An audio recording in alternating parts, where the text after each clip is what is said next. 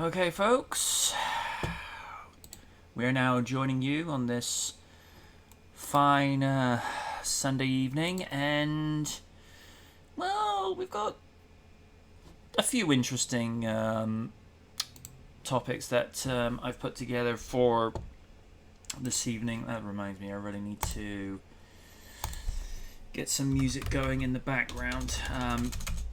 Hey, Sean Retro. I would play most of the a playlist that's got most of my future funk playlist, but given how some of them are more than likely copyrighted, it's just like it's not worth it. Yeah, the MCA, etc., and so forth.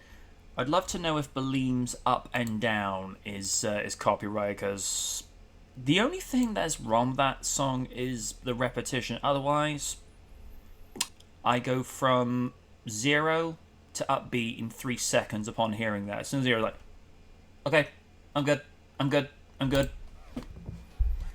But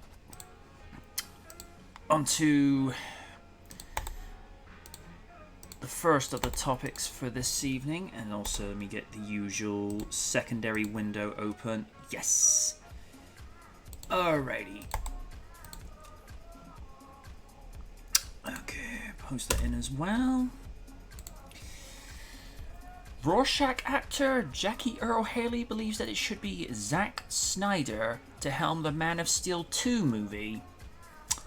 Say what we will about Snyder's use of the slow-mo sequences in the past. I'm just thinking that the future funk's slightly louder than usual, so I'm just going to amp that down just a little. There we go. Say what we will about Snyder's use of the slow-mo sequences in the past, but would Man of Steel have been what it was without him? In terms of visuals, he was probably one of the best for the job in 2013 to reinvent the last son of Krypton for a new age while being respectful to what had gone before.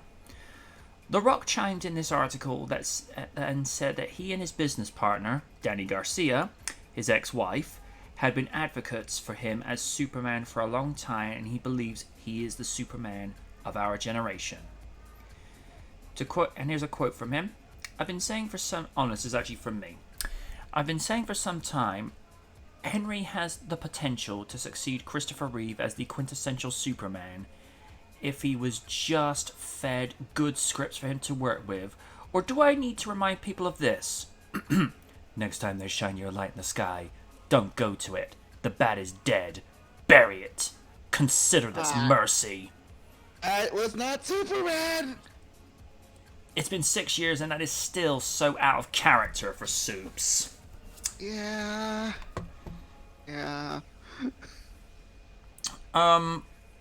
Madam President, first and foremost, we know that Warner Brothers are actually now working on making a sequel to Man of Steel, finally.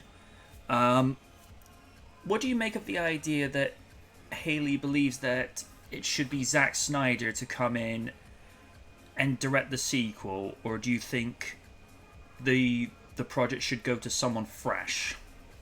I'm kind of two minds about that, because when Zack Snyder handled the Man of Steel series, the first movie wasn't terrible. It was okay. It was like, again, middle of the road. Then we got Batman v Superman, which, again, why do you make a Batman movie and not a sequel to your successful first outing as in the DCEU? I don't understand why you do that, but okay, you do you. Batman sells toys. I get it. Just I don't understand a lot of the stuff that Zack Snyder did. Don't get me wrong. I don't have many problems with a lot of his work. It's just the excessive slow-mo's a little bit too much. Just a smidge. There are other parts of that movie that are actually serviceable. That Amy Adams as Lois Lane was actually pretty good.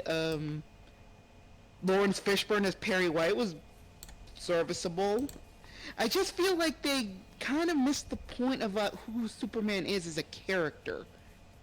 Because they focus more on Krypton than they did on this young man raised by a two humans. He came from the stars, and they kind of put emphasis on that. In the comics, John Martha. Martha, thank you. I don't know why I blanked on Martha's name. Jonathan and Martha Kent raised their son, and they didn't treat him any different. They didn't treat him like a fucking messiah. They just treated him as their son. Yeah. That's what got my goat a little bit, because they put emphasis on the whole messiah complex. That's not who Superman is. Superman is a literal fish out of water from a planet that he knows nothing about, and he just accepts that Earth is his home. Earth is his people. These people are who he's supposed to protect. He's not supposed to take value on a planet he knows nothing about. And they focus way too much on Russell Crowe as Jor-El. It's like, why did we focus on Jor-El again? He's only supposed to be a little bit in the movie, and then that's it. Again, what they did, I'm not even going to talk about what they did with frickin' Jonathan Kent, because, oh boy, that's another fucking can of worms I don't want to get into. No, you do not disrespect that man. No. Oh, just, but I don't think that, again, like I said, I'm of two minds about that, because I don't think he should come back, but he could have a redemption arc, but I think at this point, the, Warner Brothers Discovery, or whatever fucking thing they want to call themselves now, they're trying to scrub clean Zack Snyder's influence, but herein lies the problem. You still have the fucking Flash there, and he's technically directly involved, and I'm not even talking about the stupid things the dumbass motherfucker is doing, and I'm not even going to mention their name, because fuck them. So, if they want to bring Zack Snyder back, okay, give him a redemption run. Let him do that. If you want to bring in a fresh face to give it a different perspective, I'm okay with that. You gotta have somebody who understands the mythos of Superman here and respects it a little bit. I feel like he was just making Batman with superpowers. I'm like, no, that's not how that works. And the fact that he involved Christopher Nolan in that, because, Christopher Nolan made the best Batman series. Okay, Batman Begins was fine. Dark Knight was good. Dark Knight Rises was okay. Just, there was a simple formula to Christopher Nolan's films, and that's morose darkness there. That's not who Superman is. No. He is a literal beacon of hope. Yeah. I just don't understand why they have to darken Superman. It's always bothered me. It's like, we need to find somebody who can, like, channel the bit of what they did with the Richard Donner films. I mean, a lot of them are dated for nowadays, but there are some elements in those films that are actually who Superman is. Yeah. A beacon of hope. It's also a man trying to understand, yeah, I'm still fallible, even though I'm basically a god among men. So I just feel like they need to find somebody who can strike a balance with that. I have to say that Zack Snyder's not the guy. I'm sorry, he's the guy that's in your face. He's different than that. And I just honestly think if they're going to do something like that, probably bring in a fresh face to give a better perspective, because Zack Snyder's not the guy. I'm sorry. I've been hearing through some sources that they were toying with the idea of J.J. Abrams taking over director, and I'm like, no. I don't know. No. I mean, I think he's... Sorry. I think for Star Trek, for the first two Star Trek movies, he was the guy. But and this is a thing that Warner Bros. Don't want people to know about, if it hadn't been for The Rock, Warner Brothers didn't want Henry Cavill back as Superman. They wanted to push a more... I can't believe these words are going to come out of my mouth. They wanted a more woke Superman reboot. Now, here's the thing. They wanted, apparently, Michael B. Jordan to be their version of Kal-El. Here's the thing. Michael B. Jordan, one of the best actors of this generation. Even if a movie's bad, if Michael's in it, you know he's going to at least make the best of it, like Fan Four Stick. His version of Johnny Storm, he was actually worth watching. Shame the rest of the movie was a train wreck, but that's a story unto itself. I think if it was, say, like an alternate reality or an Elseworld story, where you I don't know. Sorry to interrupt. I don't know. Earth 2, which also I don't know. Is it Earth 2 or Earth 3 that has a black Superman? It's multiverse theory, so it could be any one of them. I think it's in the multiversity series or something or other. Mm-hmm. I mean, yeah, probably Earth. I think it's Earth 2. I think. Yeah. I mean, if it was like that, where it's a what-if story, it's from an alternate reality where I don't know, his name is Cardell or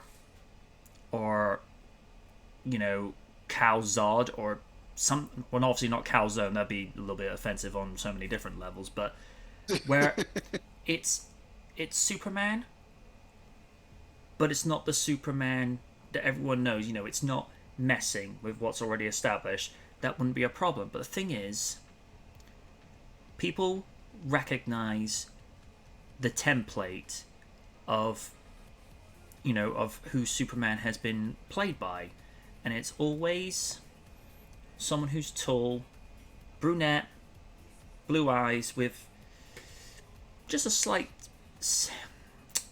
hint of dry wit. I mean, especially with the way Christopher Reeve played him, he's being funny without trying to be funny. And in the case of Henry Cavill, with the train wreck that was Mr. Whedon's Justice League, we got a hint of the real Superman that Henry Cavill could be, where he goes, "I'm a believer in truth, but I'm also a believer in justice," and I'm like, that's the Superman we know.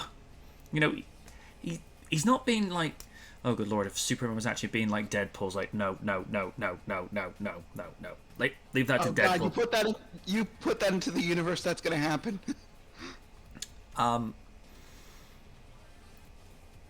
You can mess around with side characters, because the character of Perry White, and this is also particularly, I don't want to say interchangeable, but it's customizable. Some people had some reservations about Jeffrey Wright playing Jim Gordon, because he's not a traditional Jim Gordon. You see the first 10 minutes of him as Jim Gordon, it's like, that's James Gordon.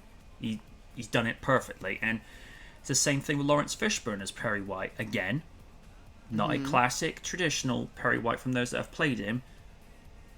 And that's the thing. He's not trying to be. He's just trying to be his own version, where he's a little bit more reserved, he's a little bit more quiet, but always doing things in the sense of good taste. And Lawrence has a very good... It's almost like if you have Morpheus as Perry White, but he's not being too completely philosophical, but he still delivers that dry, contemplative tone in his voice, and it works.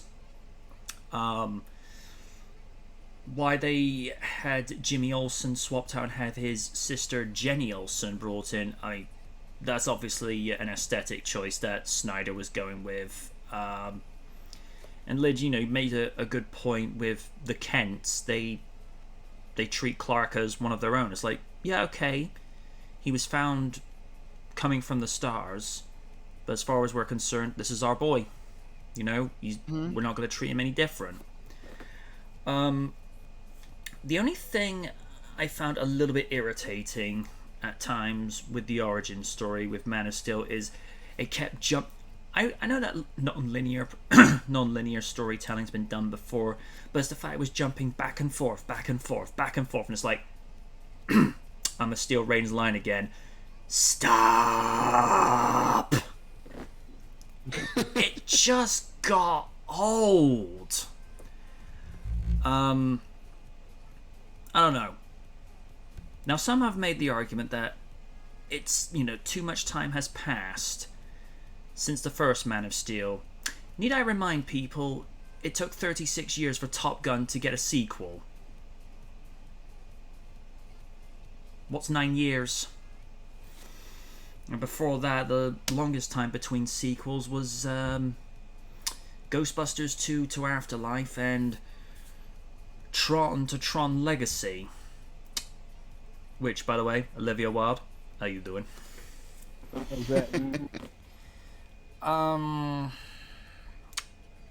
Sir Stephen, what do you make about the idea of possibly Snyder returning to direct, or like Lids, you kind of in the middle of the fence with it? At the moment, what my main concern is mainly for the state of the whole Warner Brothers discovery of them at the moment. Before I continue on, I just want to do a correction. It was Earth 23 where you'd find the Superman from Multiversity. Okay. Okay. Alright.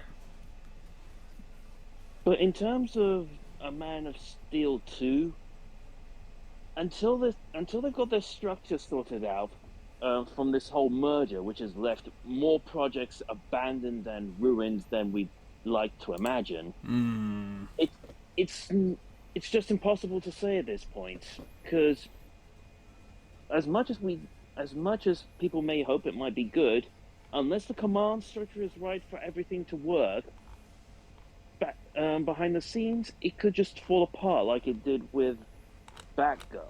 And yeah, I think it's not hitting DC as much as the animation department or Warner Brothers at the moment, but it is having effect on the whole company as a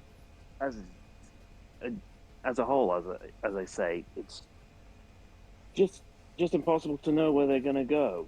I mean, with Batgirl being cancelled, and despite too many one's protests, they're still pushing forward with the Flash movie. Yeah, I have several questions over that. And apparently, I'm not sure how true, but it's like a key figure in the Warner Brothers department of the DC films has ended up quitting. It just shows that they need to get a proper structure in place, something stable, and that people can trust in before they can get these projects underway. Yeah. And because technically at the moment we technically have two Batman universes within Warner Brothers. You have the DCEU and you have the Batman. Now, is it going to be one of those things where at some stage there's a multiverse crossover, or are they just going to exist as two completely separate timelines, just operating and not be aware of each other? I mean, I don't know. And that's not throwing in all the TV stuff that they've done in the past couple of years. Yeah, and of course we've got Gotham Knights coming out where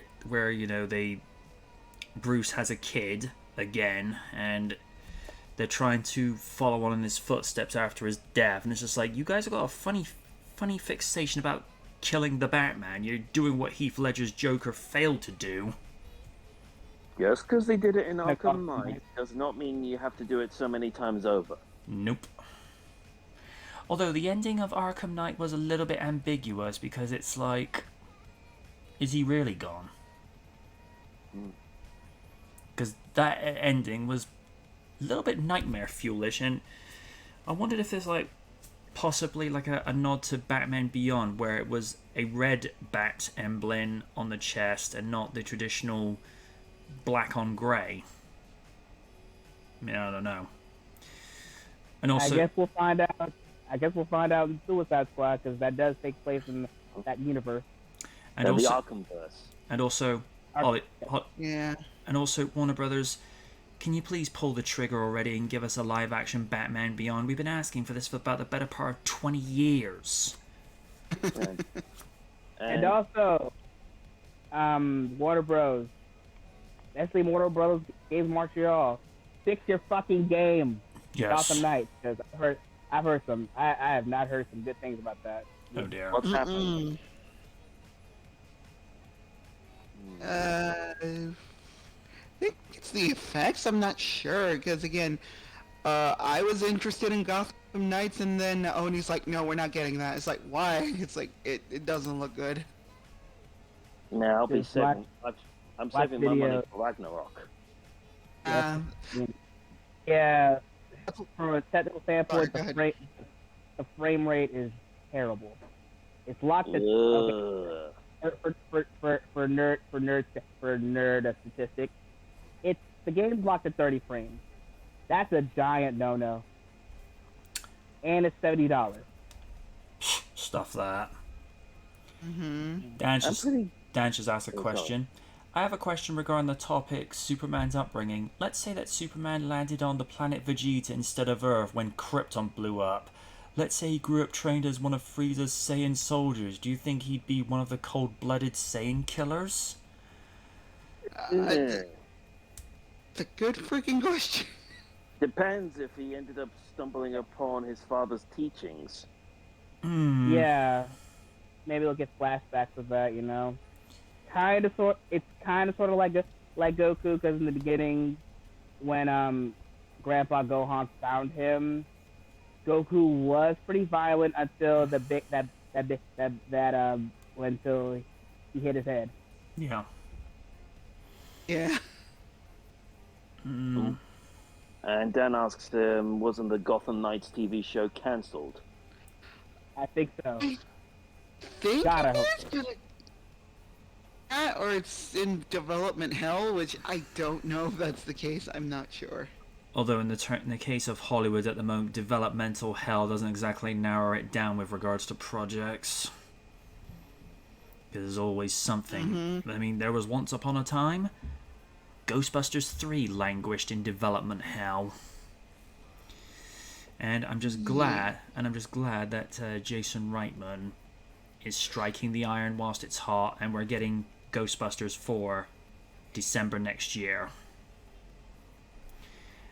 I've kind of noticed have you noticed that a lot of movies are moving away, with the exception of Top Gun Maverick, a lot of big movie names are either moving to spring or just before Christmas time now, because I'll give you a few examples. 2008, they had Iron Man open up in late April, early May, because, well, they saw The Dark Knight was opening up in July, and it's like, yeah, we're going to get slaughtered by that.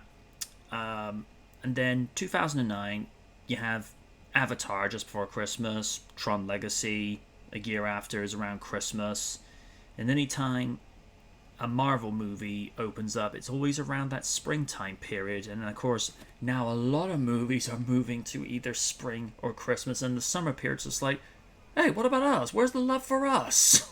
You know? I don't know. And I think the man's been patient more than long enough. Raiden, the same question to you. What do you make of Jackie Earle Haley's comments that Zack Snyder should be the one to direct what some are referring to as Man of Tomorrow? Or, like the rest of us, are you kind of 50-50 with the idea of Snyder Man returning? I definitely have to agree with Madam President. Man, look, Snyder is an acquired taste for some people. Yes. Some think he's very obnoxious when it comes to how he treats superheroes. Some think he's a genius. I'm in between. I thought the Snyder Cut was pretty good. It was a slog to get through, especially how much he don't treats them as gods. I'm like, oh my god, can we get to the plot already? And also But the for the 4:3 ratio aspects. Like, why couldn't you go widescreen? Yeah, that was mine too. but yeah, I thought it was really good, and from what I saw, I liked what they did with characters. Like, for example, I like how they made Ray Fisher Cyborg be like half the main focus of the movie, since he was kind of sort of a fish out of water story. Which, and listen, not gonna go too personal, but Ray Fisher was right. Simple as that. I'm not gonna go any further. Absolutely. Yeah, especially how a certain Hamada person left that DC film place, I think. Yes. And I heard his comments about that. But yeah, on to the main thing. Listen, like I said, Snyder is in a quiet taste. I don't think he should direct this one. I think, and I definitely agree with Steve's. And I definitely agree with Steve's aspect. Go with someone fresh, and do that Man of Steel 2 movie until you have the film department fixed up. Because so far there's so many universe things, like for example the Batman. That's a new start for Batman mythos as a whole. I can't wait to see more of that. But until they show me something new with the new Man of Steel stuff, I suggest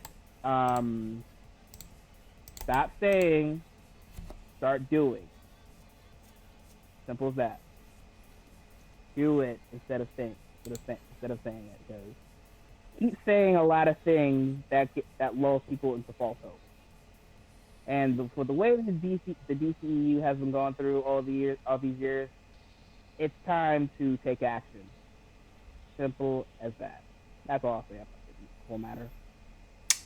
I would actually have to agree with that in full, and I think it'd be reflected by Rooster's line in Top Gun Maverick: "Don't think, just do." Alright, move on to the next topic, still covering superheroes, and well, there's a lot of buzz surrounding one of my favourites. According to comicbookreader.com, Chloe Grace Moretz is perfect for the MCU's Emma Frost. This would be an intriguing choice for Chloe to play, as throughout most of her movies she's either played a babyface or anti-hero. The only time I can think of where she came somewhat close to playing a heel is as Carolyn in her werewolf form in Dark Shadows. So for her to come in and play an enemy of the X-Men is an intriguing notion. Although, it should be noted that this is not the first time she has been linked with an X-Men project, as word on the wire in 2016 is that she was said to be playing Jean Grey in X-Men Apocalypse, with the role eventually going to British actress Sophie Turner. She's no stranger to superhero movies after playing Hit Girl in both Kick-Ass movies in 2010 and 2013, respectively, and she had to have the biggest potty mouth of any child character at that time. And folks... She was great, I can't hold you. And folks, for context, you'll know what I'm talking about, which is why I'm not repeating it, because I'm sorry, because she was like 9 or 10 at the time she filmed the first Kick-Ass, and I'm like, okay, no 10-year-old should ever know that particular phrase. Sorry. Just no. Lid to be like, you will not speak pot to your mouth then only. What are you talking about, honey? You're allowed to do that. Yeah, I know. But no, I'd be definitely pulling out the Captain America language. I think she's I think she's That got was the second movie. yeah. Or one line I remember her saying to, I can't believe I'm saying this, the character of Mother Russia, which I'm like, oh good lord, this is going to be a sign of things to come. Is where she says,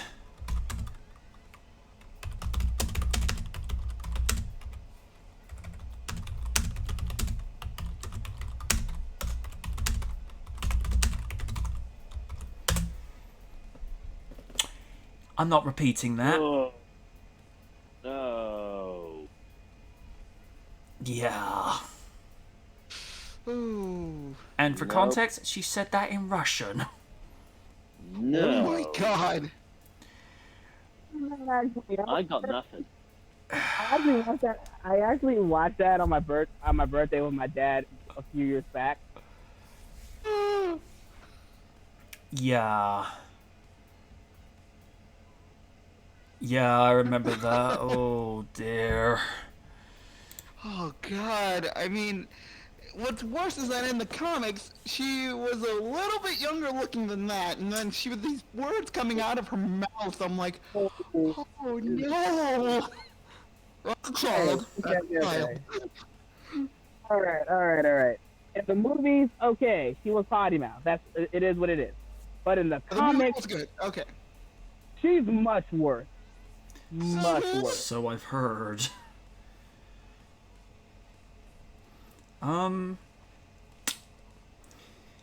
noticed with Chloe, she kinda disappeared off the radar for a few years because she started doing like these rather smaller, more independent movies. Now, I happen to like the movie If I Stay, where she kind of has an out of body experience where she's not dead, but she's not really alive either.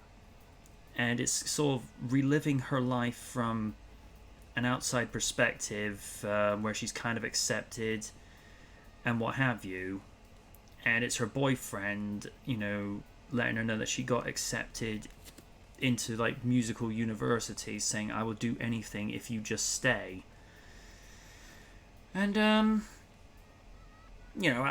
that's probably like the last movie I ever bought of hers, because then she starts doing like these old smaller stuff like the Miseducation of Rita, where her character is sent to a religious camp, like David Yost went to a camp called, and for context, I'm quoting what he's saying here, so don't take it as anything antagonistic. He went to a camp called Pray Gay Away because he thought there was something wrong.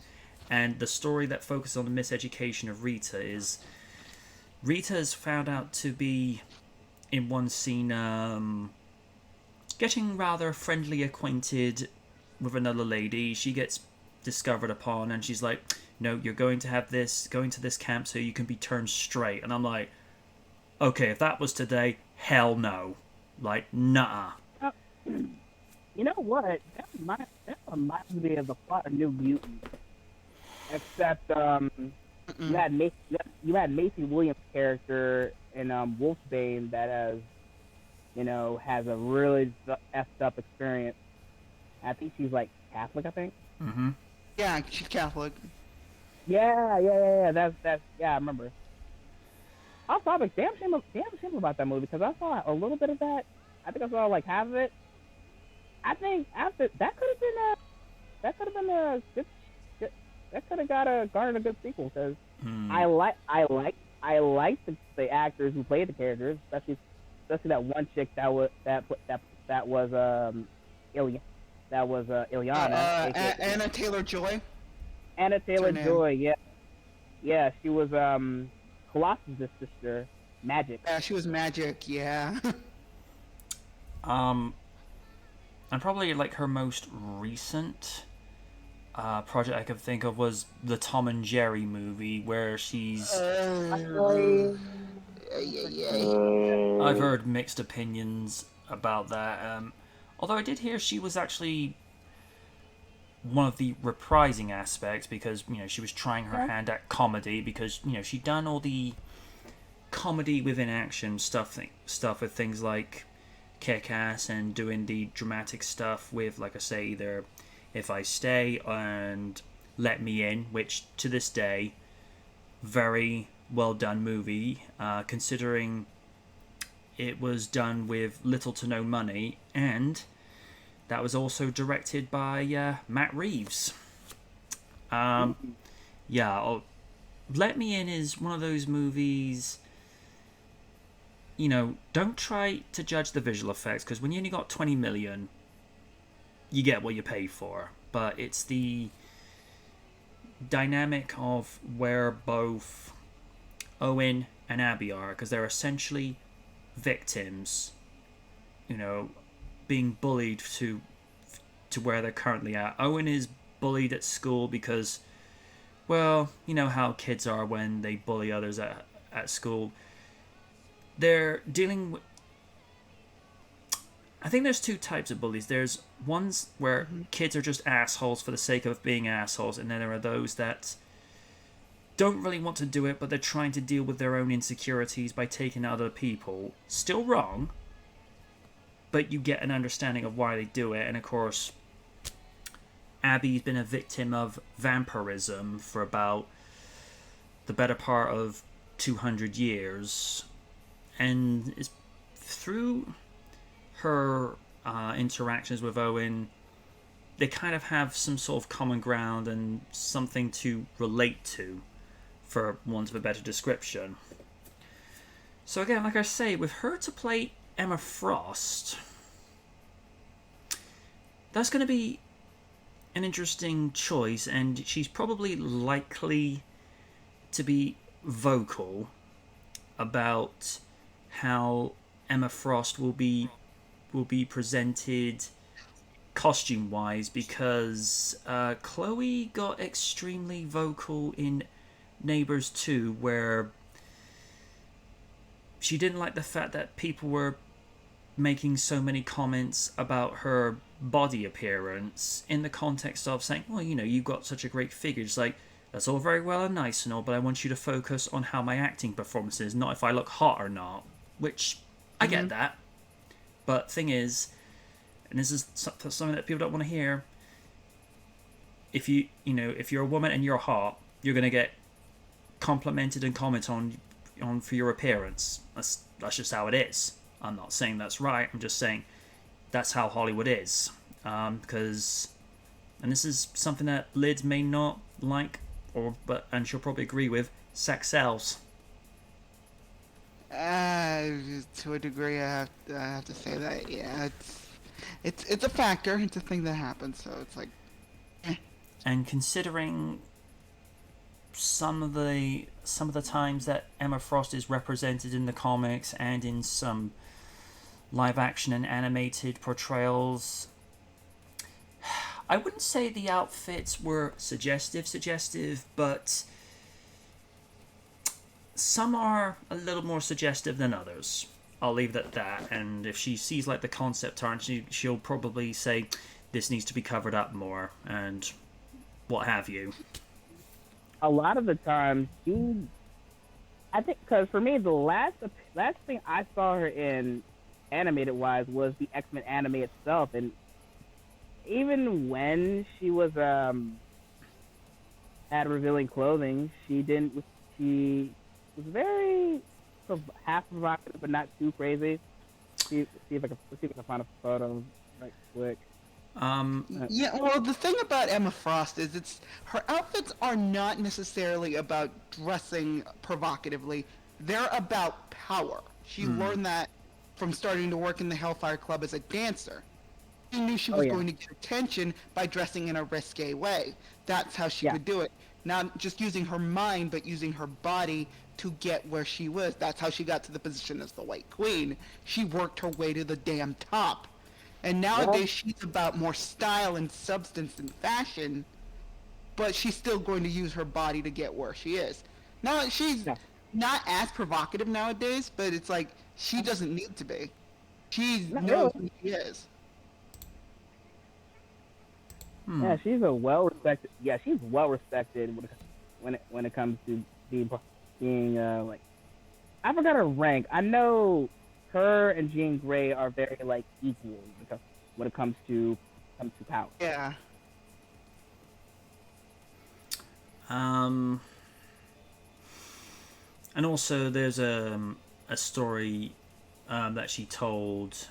I think this was on an interview on YouTube. I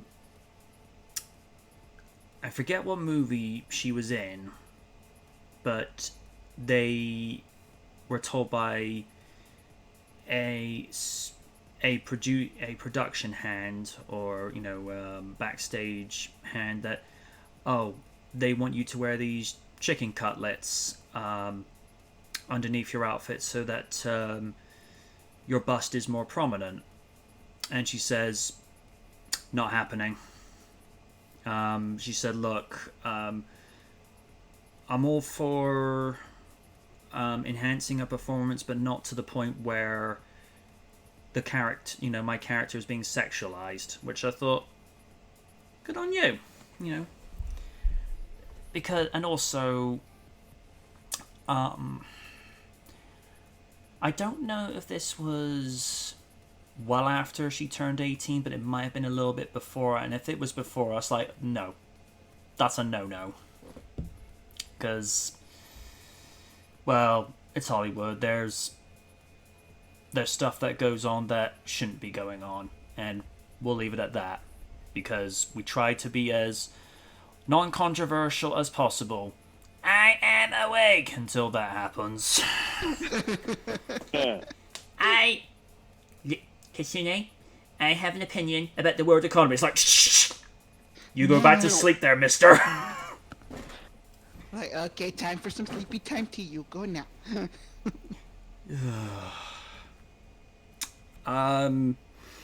Steve, what do you make about the idea of Chloe possibly playing Emma Frost? Do you agree, or would you have cast someone else? I'd have to see her in action as Emma Frost before I can make a proper judgment. Fair enough. As the old saying goes, I'm trying to remember the quote now. Is it this? Truth about the pudding is in the eating. Correct. Yeah. Proof in the pudding is in the eating. Yes. It's just, what kind of X-Men movie would they be wanting to tell? Yes. Raiden, your thoughts? Well, about Gloria Ferret and all the roles she's done. I think for me, aside from the Kick-Ass movies, I kind of liked her being Carrie. Cause I don't know. I felt like a lot of the time, especially watching the original, I thought she bodied that role well. Even though I have a little bit of a hot take, I feel like a lot of the times, some of the kids didn't deserve getting murked like that. They was just certain people, mainly the main one, Chris, I believe, which glad her and her boyfriend got what they deserved. Also felt bad for Tommy, but that's another story. But yeah, if anything, I think when it comes to her, if she wants to do Emma Frost, I think she'll be okay. I don't think they're going to be provocative. It's like what Liz said. Like, Emma Frost worked for what she had, and since then she's been well respected. So I feel like this can be a potential good one. But like I said, with potential Man of Steel 2, Marvel also got to get it together when it comes to their project. Like, now we just found out that Hugh Jackman is going to be back as Wolverine. So when that movie comes out, we will get more just planning, which is good. I can deal with that. So far, I think this should be a good one. Simple as that. All right. And to Madam President, your thoughts? I'm a fan of the comics, and I would like to see Emma Frost in there, a better representation, because, yeah, I'm still not bitter about January Jones's portrayal of Emma Frost. No. But, again, I don't see Chloe as Emma Frost. It's just, not just because she looks a little younger, that's not the problem I'm having. She needs a commanding presence, and I know Chloe can pull that off. It's just Yeah.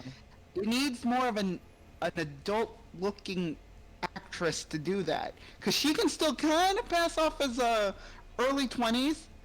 And I'm thinking that if they want to do the Hellfire Club stuff, we have to set up the fact that Emma Frost has gotten to the top where she is, and it did not take it. It was not overnight. She got there, and you need an adult that's like someone who looks more mature for their age. And I'm not talking about a senior citizen. I'm talking about like that looks like a woman who has seen shit and held her damn head high.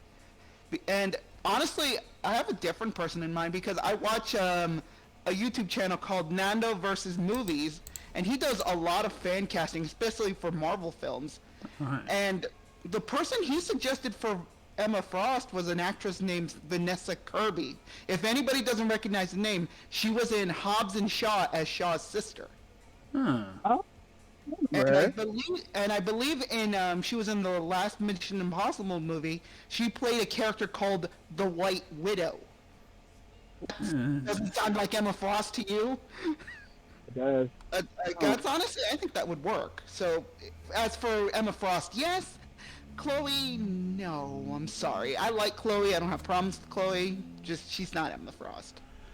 So somebody that's, as you say, senior, not, as you say, not senior citizen, but somebody who's been around a few years and had experience in that sort of thing. So somebody like Jordana Brewster. To a degree, yeah, I could see that. I mean, it has to look the part. I mean, she can dye her hair blonde, but I know about that. I feel like it'd have to be an actor who can like convey the whole this person could stare a hole into your soul and your mind kind of way. And no disrespect, Jordana does not have that. I'm sorry, Okay. she doesn't. Okay. One suggestion. Hmm? Isabel Furman. Kinda. I mean, she's again. Here's my problem with that. She has to. Sorry. Go ahead. If the name don't sound familiar, she was, as a kid, she was Esther in Orphan, and recently reprised the role in Orphan was Killed. I don't know what it is about her, but she's very threatening. She can pull off, try to be innocent, but when things go crazy, she will murder somebody. So I know for a fact that she does. I don't feel like she doesn't have the killer instinct, but I think when it comes to the Emma Frost thing, make it a little bit more of an origin story, and then have someone else older play her. I don't have I can see that. I don't have an actress in mind, but I don't know. A part of me would like to be a mix of either Charlize Theron or man, now I'm drawing a blank. Come back to me. I'll think of something. Okay.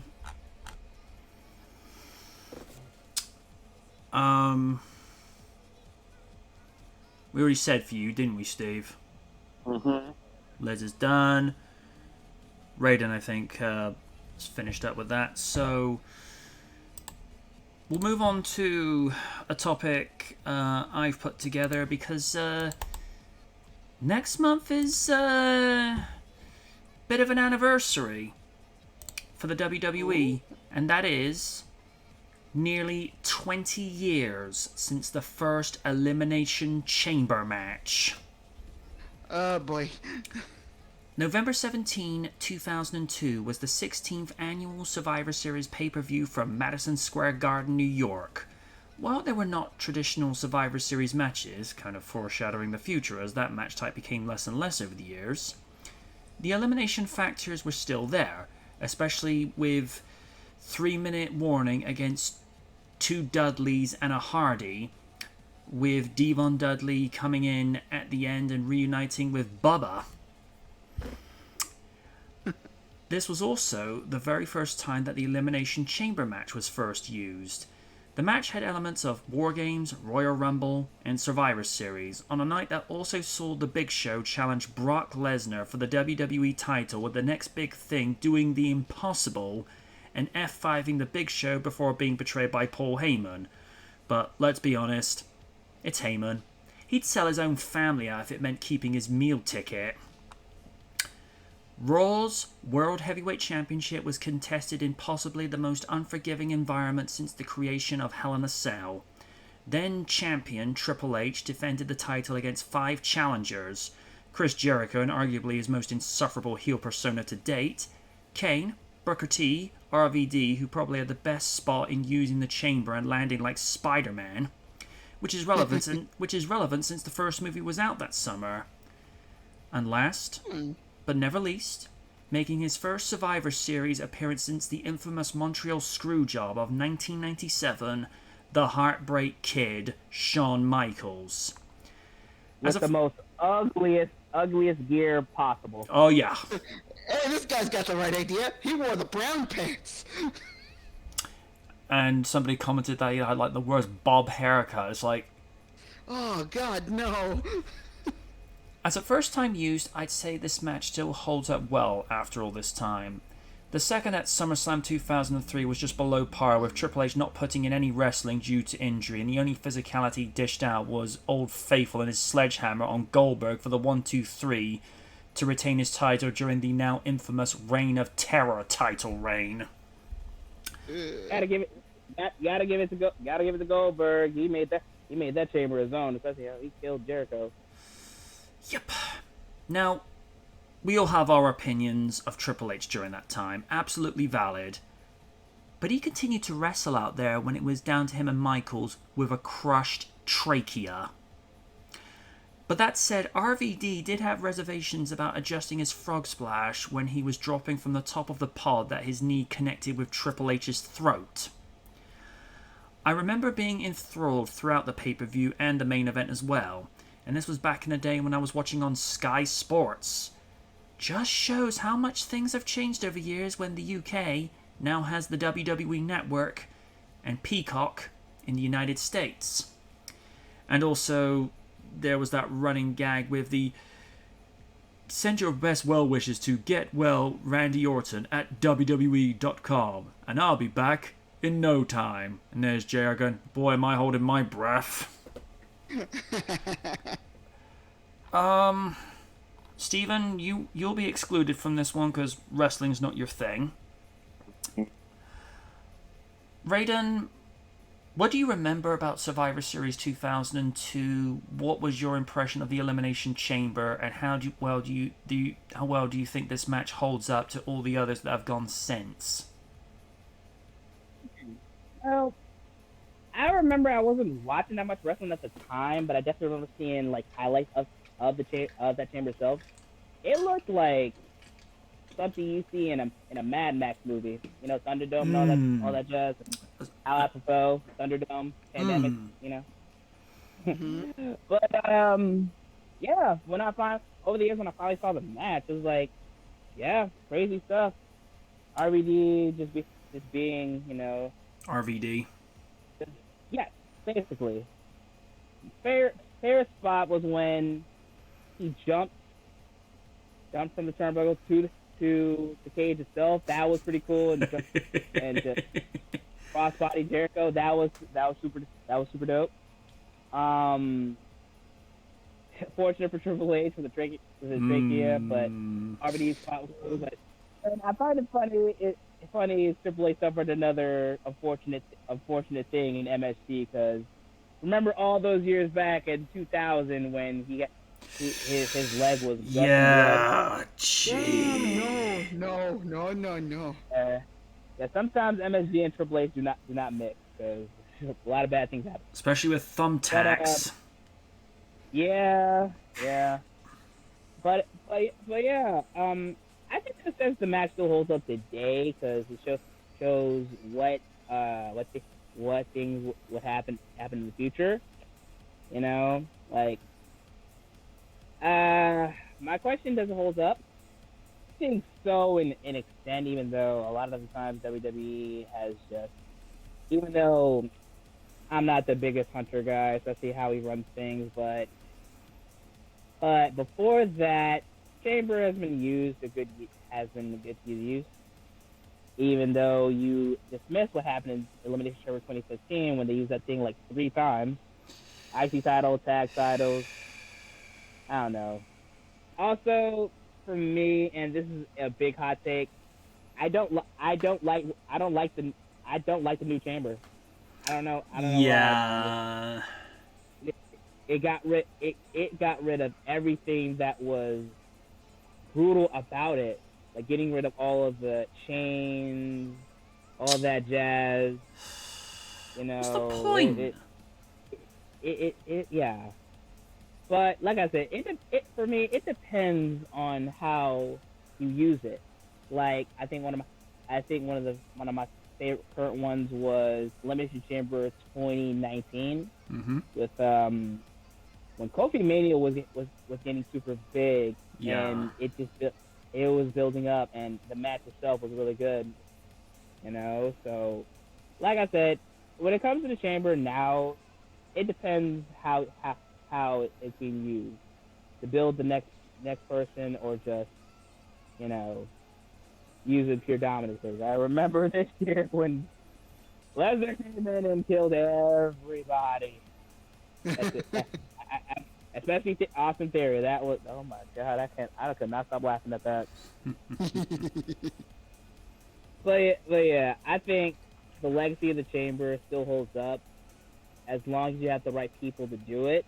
You know, so yeah, happy that the Chamber still holds up, even though I still do not like that design. New No. design. Madam President, same questions to you. Again, I have like very like limited memories of that because again, I never got to see the pay-per-view. I just only got to watch the clips afterwards. And all I kept hearing was like how Eric Bischoff came up with this brilliant idea of the Elimination Chamber, blah blah blah blah blah. I'm like, okay, this better be freaking good if we're touting this up. It turns out it was, and it was it was just brutality. Let's just call it what it is. It was brutality. Just everybody breaking each other to freaking try to take each other down. And Triple H, I don't know, I don't think he was working injured, but just like having him try to put 110% in that match, even though he wasn't at 100%, is commendable in itself. And for all his politicking in the past, he's gotten to a place where he's making right choices for the company itself. That's all I'll say about that. Sean coming out looking like he's wearing the brown pants and liking being a boy who likes berries and cream, however, was fucking hilarious. I'm sorry. You cannot convince me that and not think of that commercial. I'm sorry. But again, the right person won that match, and I'm okay with that. His politicking in the past aside, I don't mind that he won that match. The rest of the pay-per-view, honestly, I don't remember much of it. All I remember is the Chamber match itself. And also what Raiden said is true. I don't like the design of the new Chamber. No. It's like, it's fine. It's just not, I miss the old Chamber. I understand that there might have been like liabilities and people would get hurt that way, but that's kind of the point. But I'm thinking that they're looking out for their talent and don't want anybody to get seriously injured, which is fair. Nowadays we have to worry about concussions and people getting hurt or people working through injuries like that. And maybe changing it, we may not like the look of the Chamber, but it's a necessary evil. That's all I gotta say about that. Raiden makes the comment saying, don't really care for some of Triple H's booking. Raiden, just to sort of paraphrase this in your words, at least it's not the crazy old man doing it now. Thank you. Exactly. That is true. Good lord, that man had to go for so many years. Raiden, I'm gonna come back and give you exactly what you want. Oh, Kofi title run too? Ha ha ha ha ha ha! No, I'm gonna give you Bobby Lashley as the European champion. Bruh, get out of my face. That title doesn't even exist anymore. Exactly. Shut up, watch. I'm gonna give Steve exactly what he wants. I don't What? know you, sir. Why would you punish me? I'm gonna give you a month subscription to Peacock. Thank you. I don't even know who you are. I'm Vince McMahon. And there's Red. Bruh, that's exactly why you don't want to know him. Okay. This next one could be considered controversial depending on how you view things. Oh. Dependent, because everyone has their own perspective. Next year will be 20 years since Sonic X first aired.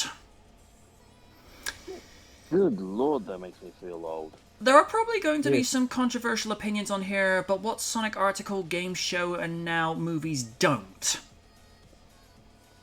I still want Sally Acorn in a sequel, damn it. And if you can't get Kathy Sose to voice her, just put Wynn's name forward, it'll be fine. Okay. Anywho, after 3 series from DiC, and with anime becoming more mainstream in the late 90s and early 2000s, it seemed like a no-brainer to do an anime-produced Sonic series that was adapting the Adventure series titles. There are things that it did that I enjoyed, some that could have been better, and others... well, let's just say some ideas should just have stayed on paper. First off, animation-wise, this was probably the best traditionally animated Sonic series I had seen at the time since SAT-AM.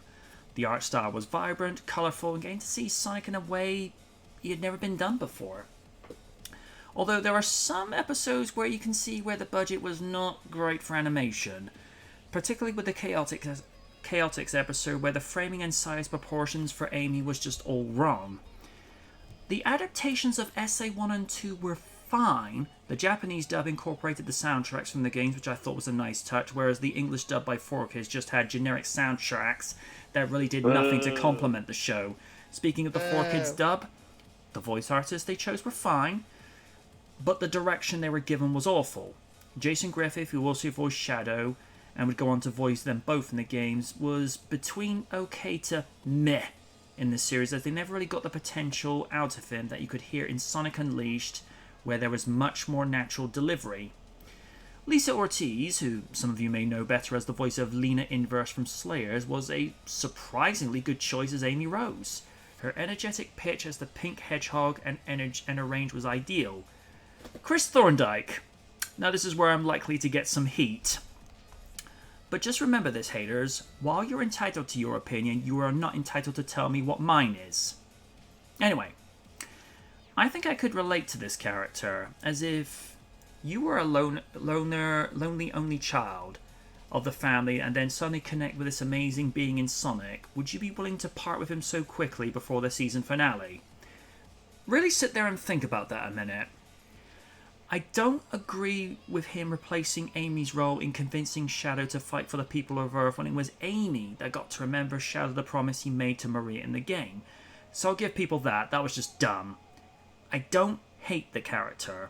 I just don't like the direction he was given.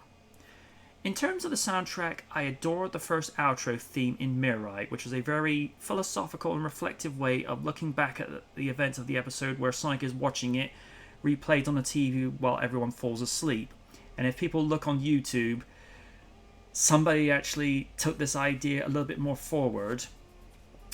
It's the scene from the first Sonic movie where they're watching the events on the movie to Run Gun's Mirai. And I'm like, that's perfect. And Mirai did actually make a music video out of that around that time, which I'm like, wait, I thought this was just exclusive just for Sonic X, but no. They did it to what was clearly inspired by the original Tron computer segments. Make of that what you will. Steve, what are your thoughts with regards to Sonic X? What did you think about the time? Do you think it holds up? But like me, do you feel like there are elements that could have been improved upon? Very much on your side. I remember watching Sonic X when it came when it came out on CITV. I think they did it right up to. I think it was just after the whole arc where it would have finished with Sonic Adventure 2. Although part of me wishes they would have adapted, I don't know, the hero storyline rather than do what they did with that arc in space and going back to Mobius, etc. and so forth. That ended up for me really brought the series down. But at least we did get one notable line and a bit of advice from that show. Kids, never use Formula One race cars to chase hedgehogs. I thought the Japanese dub did it better, where I felt like the original dub wasn't so kidified, in considering they actually said shit in episode 2, but what people need to remember is that word in Japan has the same vulgarity as that of darn, shoot, fudge, and a word you'll never hear Oni ever say, fiddlesticks. Yeah, That's He did usually the same principle with one of the Japanese series in the Unicorn trilogy. That was one of the words. That word was sometimes used in the original Japanese dub of Cybertron, known as Galaxy Force. Oh. Okay. I mean, part of me would like one day to see what would happen if either Sentai or Crunchyroll, look at Sonic X and think, you know what? Let's take a stab at this. Let's actually do this right, where the English dub script is much closer to the original Japanese script, just so that, and do it in a way where it doesn't feel kidified, because I'm sorry. I appreciate what 4Kids did with the Ninja Turtles, because that's probably the only thing they ever did right. My opinion only.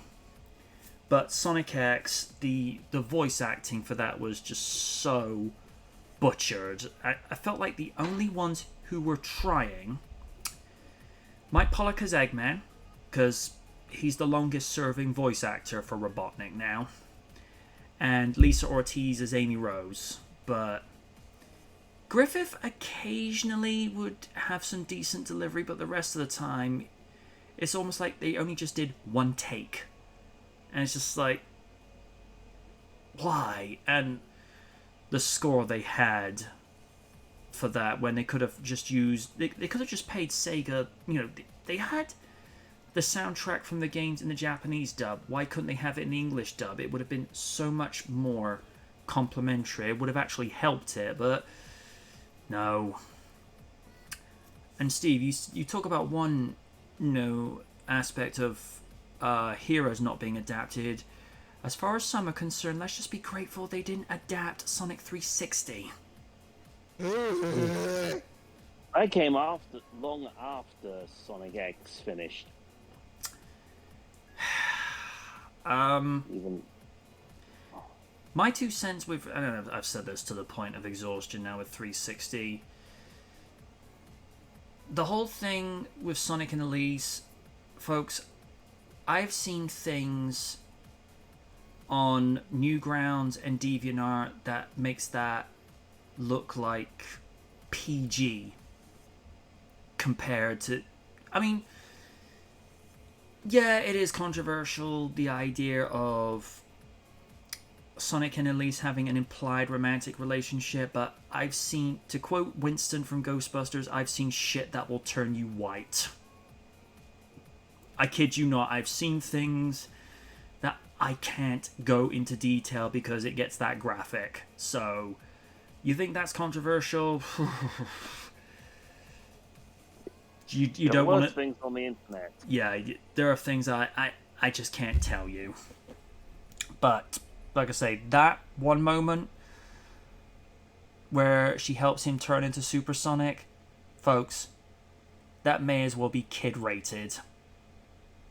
And I'll just leave it at that.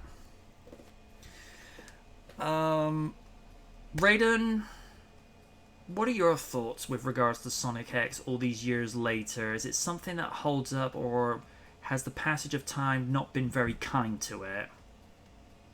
Mm. I can hold you. Even if I wasn't a big Sonic fan, I wasn't really into, but kind of sort of watched on occasion. It's on 4Kids.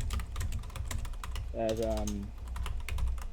I don't know. I guess in a sense I wasn't really feeling it like I did with the other Sonic shows that came out back then. And I don't know. I do understand your grievances when it comes to voice acting. I thought the chick who voiced Rouge the Bat was pretty good. I don't know. That I kind of like the voice, very sultry, to get what you want. You know, full femme fatale type. Let's see. I don't know. I don't really have that much. I don't really have much fond memories of it like a lot of people do. Mm. I don't know. I think the only thing that I like within the Sonic franchise is the shows back then, and I guess Sonic Heroes to an extent. Mm. Also, of course, live action movies, especially Sonic the Hedgehog 2. I thought I really enjoyed that. Really enjoyed that one. I felt like that was a video game movie done really well. There was some flaws, but it is what it is. So yeah, when it comes to X, I don't have any good I don't say good memories. I would say it fluctuates. Also, I do understand your grievances when it comes to Jason Griffith.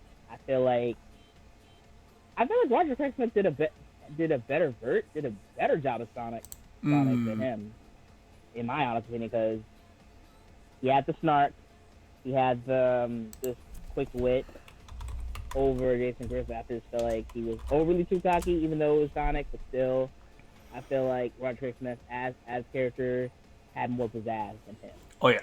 So that's where I'll leave it. Last but never least, Madam President, same questions to you. I'm as much as I'd like to say I didn't really grow up with Sonic X. There's just I don't know whether it was out of my peripherally at that point, or I wasn't as big of a fan of the games as most people are. It's just I didn't get a chance to play them. It's because we didn't have money for game systems. We grew up very poor, and we barely could afford very little luxuries. So video games are kind of a luxury item. So I kind of missed out on that kind of thing. With TV-wise, I couldn't even catch it because I was either not up at that point, because Saturday mornings I like to sleep in. After putting up with school and all that, I like to sleep in every now and again. Don't get me wrong, I watched an occasional episode of Power Rangers when I was a kid, but later kind of waking up early on a Saturday kind of lost its appeal to me, so I never really watched it. I don't have an opinion one way or another, to be honest, because I don't have a real attachment to that series. So, I mean, I have attachment to Sonic, just not the animated series that much. I don't mind Sat-Am. I don't mind Adventures either. So, I don't understand why people have such issues with those series. That they're fine. Yeah. Some people like one more than the other, but again, that's a tangent that I don't want to get into. Fair enough. Other than that, I kind of don't have an opinion on that one way or another, so I'm sort of on the fence here. Fair enough. This is something I never thought I would cover. I would say touch upon, but considering the content I'm about to discuss, that might not be the best choice of words. Mm-hmm. This year is the 20th anniversary of George Michael's Freak and Shoot the Dog. No. Again. Go back to that. I'm out. I'm normally nostalgic for most of George's catalog. These ain't one of them. In terms of production with regards to the videos, they're well shot, edited and filtered and animated in the case of Shoot the Dog, that was produced by the same studio that produced 2D TV. But in terms of what the messages were, oh boy, they have not aged well. Shoot the Dog being a product of its time, with George kind of lampshading what a lot of people were thinking of then Prime Minister Tony Blair's relationship with then President George W. Bush. Freak? I don't think you could make that video today. The things that were done in that video, I'm surprised this wasn't labeled as an adult entertainment video, of which Wynn, Raiden, and Lids especially were traumatized, especially with Lids saying, "I want to go home now, Mommy." No. I need an adult. I'm an adult. You need an adult. You want to be an adult? Act properly and pay your taxes. I do. Okay, Yes. okay. Progress. Is an adult. Go sit there and actually have a mature conversation with Raiden, and don't condescend to him. Raiden's like, "Oh, this gonna be good." He's just like rubbing his hands, like, I'm waiting. And he's like, must behave. Honey, One eternity later. honey, if you behave, I will buy you Dominoes for a week. I must do this for the Dominoes.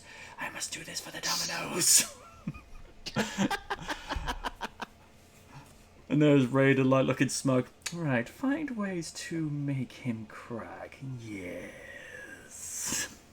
Oh my god.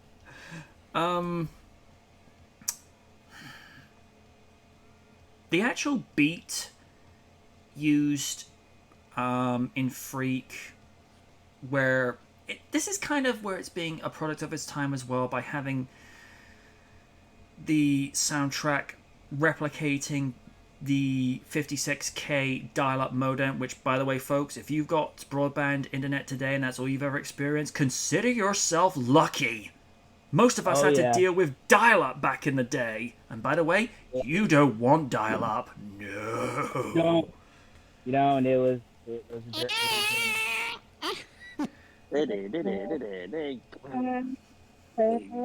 that, yeah. People complain that they have to wait 5 seconds for a movie to load up on Netflix. Folks, sometimes we'd have to be sat there waiting a minute for a website to load. You've got it lucky. I know I'm going to be opening up old wounds with this, with you, Lids, but how have the songs aged, and have the videos aged well? I kind of want to pull a mulligan here because I don't want to remember.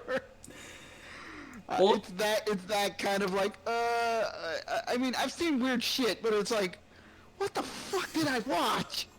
So, I'm kind of pulling a mulligan here.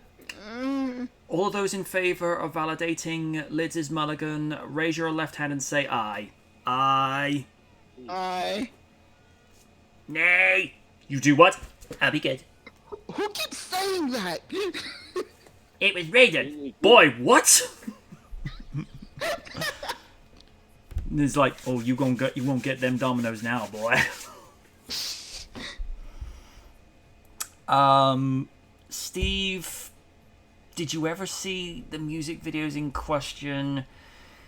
Have the songs and the videos aged well, or like Lids, do you look whenever you look back at them, do you think, okay, what drugs were you people taking, and where can I get some? Oh no, and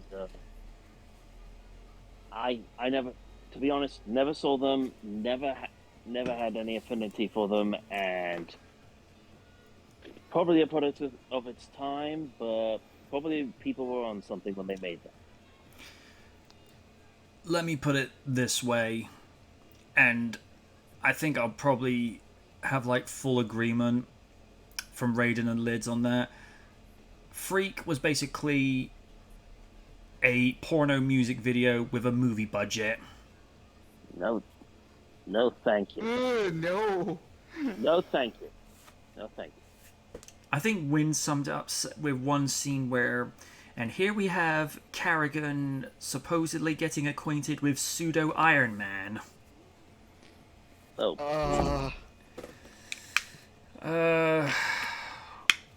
Raiden, same questions to you. Do both the songs and the videos hold up, or like Liz, are you like trying to keep it erased from your memory?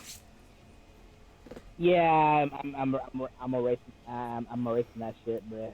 I can't. I don't want to relive that shit. No.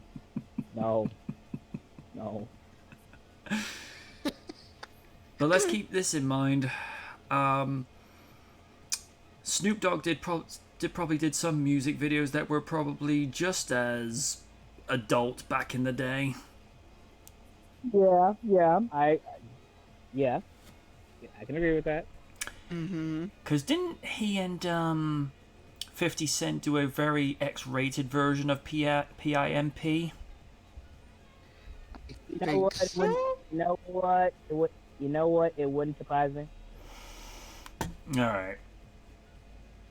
Okay. Move on to something less traumatizing. Here we go. Now, this article actually came out a year ago, but I think it's worth exploring. And that Tim Burton then explains why he chose Michael Keaton as Batman. Ooh. Michael Keaton just might be the most popular Batman of all time, but there weren't many who saw the potential in the actor prior to his debut in Tim Burton's movie. In the late 80s, Keaton was primarily known for his work in comedy movies and not the person most filmmakers would have thought of when casting Bruce Wayne. Needless to say, the news of his casting came as a shock to many at the time, which even made the front page of the Wall Street Journal. Behind the scenes, Burton was also met with apprehension from Warner Brothers, producers and executives when he wanted to cast Keaton.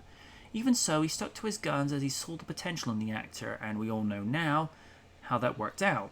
Recently, Keaton was featured in a new interview with THR, and the piece includes a story from Burton explaining why he chose to cast Keaton. I had met lots of square-type jaw actors, but it's like, well, why does somebody need to dress up like a bat? They don't look like Schwarzenegger, they're not a big action hero, they're somebody who's intelligent and kind of screwed up. And Michael has such an intensity that it's like, yeah, I could see that guy wanting to dress up like a bat. It's all rooted in psychology, Jekyll and Hyde, and two sides of a personality, light and dark, and he understood that. After casting Keaton in Batman, Burton brought the actor back for the sequel Batman Returns in '92. The love between the actor and filmmaker is mutual, as Keaton also credits Burton for the way his work on the Batman movies changed the industry forever. He said it was then when Hollywood realized just how lucrative superhero movies can be, eventually evolving into the genre taking over pop culture. What Tim did changed everything. Everything you see now started with him. If you really think about what happened between '89 and now, on a cultural, corporate, economic level, it's unbelievable. Meanwhile, Keaton revisited the role of Bruce Wayne for The Flash, the first time he's been in the role since Batman Returns.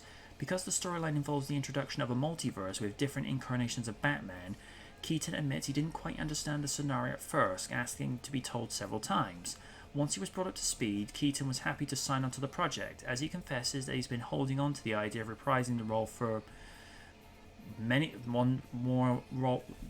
more time for many years. Frankly, in the back of my head, I always thought, I bet I could go back and nail that mother effer. And so I thought, well, now that they're asking me, let me see if I can pull it off. The Flash, which is directed by Andy Muschietti and written by Christina Hodson, who also wrote Bumblebee, is set to be released on November 4, 2022. Again, this article was from a year ago. Along with Keaton, the movie will feature Ben Affleck's Batman, although it's not clear if the two Batmen will meet on screen. Ezra Miller, Sasha Calle, Kiersey Clemens, Maribel Verdú, and Ron Livingston also star. The interview with Keaton can be read at The Hollywood Reporter. So, that is the reason that Keats was cast. And it's like the article that I read out last week with Pierce Brosnan originally being rumored to possibly been Batman. In fact, he was on the auditions. After having seen Keaton as Bruce Wayne in that movie, Brosnan could have been good. But after having seen Keaton do it the way he did, no one else could do it the way he did it. To our own Dark Knight in Sir Stephen, do you agree with not only Tim Burton's comments, but what Michael Keaton also had to say? Very much so. It's like, we've said it before, and we'll probably say it again during other times, but it's like, there are some people who are just made for the role with the right amount of direction, with good writing and great performance. You get casting that is pitch perfect. And with the Tim Burton Batman duology, it pretty much suited the movie. All right. Madam President, same questions. Casting someone for the perfect role is a little different, especially if you're having you have to have the vision that you want as a director, because the studio can just say, oh, cast this person, they're popular right now. Yeah, but do they fit the narrative that I'm going to tell? Therein lies the problem, and that's kind of why I hate modern studios nowadays, because they want to put the most popular and the most recognizable face out there. Chris Pratt! Oh, sorry, I had something collide in my throat there. But I do like that Burton stuck to his guns and said, cast this guy, he'd be perfect for it, and he was.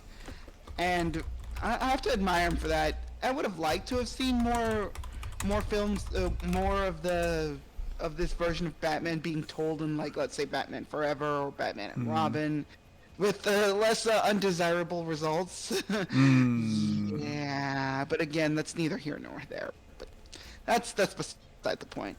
I would have liked to seen something like that, but we got what we got, and I actually enjoyed both those films for the quality and what they are. So yes, Burton got his way and got what he wanted, and he got basically the quintessential Batman. Because besides in animated form, who's the first person in your head you think of as Batman? Keaton. Exactly. So everybody else kind of gets pushed by the wayside because they're comparing Keaton's performance with everything else that's come out so far. I mean, there are some that actually have done a serviceable job. And especially nowadays, Robert Pattinson, who completely surprised me. I thought it was like, I was not expecting that from him, so it's like I have to commend that. It's not Keaton's performance, but he didn't have to be Keaton there. He got to be himself. There were some it felt like there were little sprinkles of Keaton there, just like maybe like an homage or something like that. But he made that role his own, so I'll give him that. But again, we all recognize Keaton as the perfect Batman.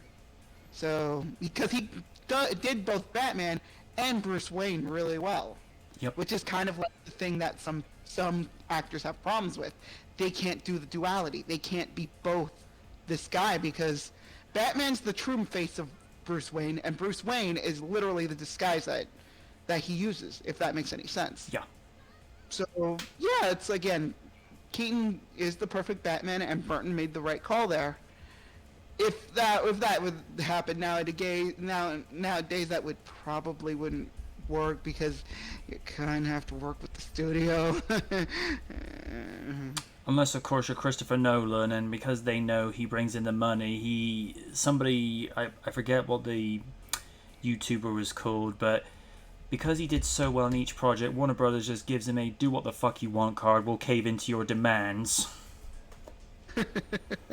Exactly. But of course, he went and did,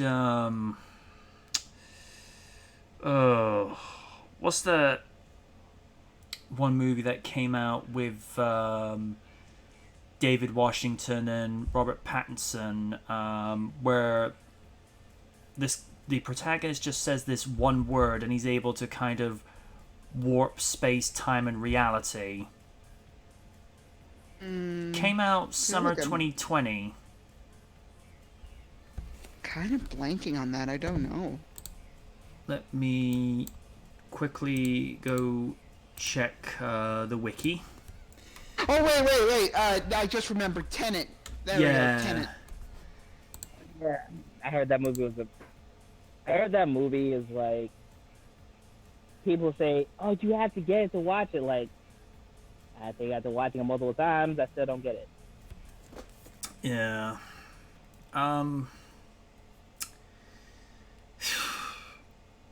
I do agree with Madam President's comments. Studios now should actually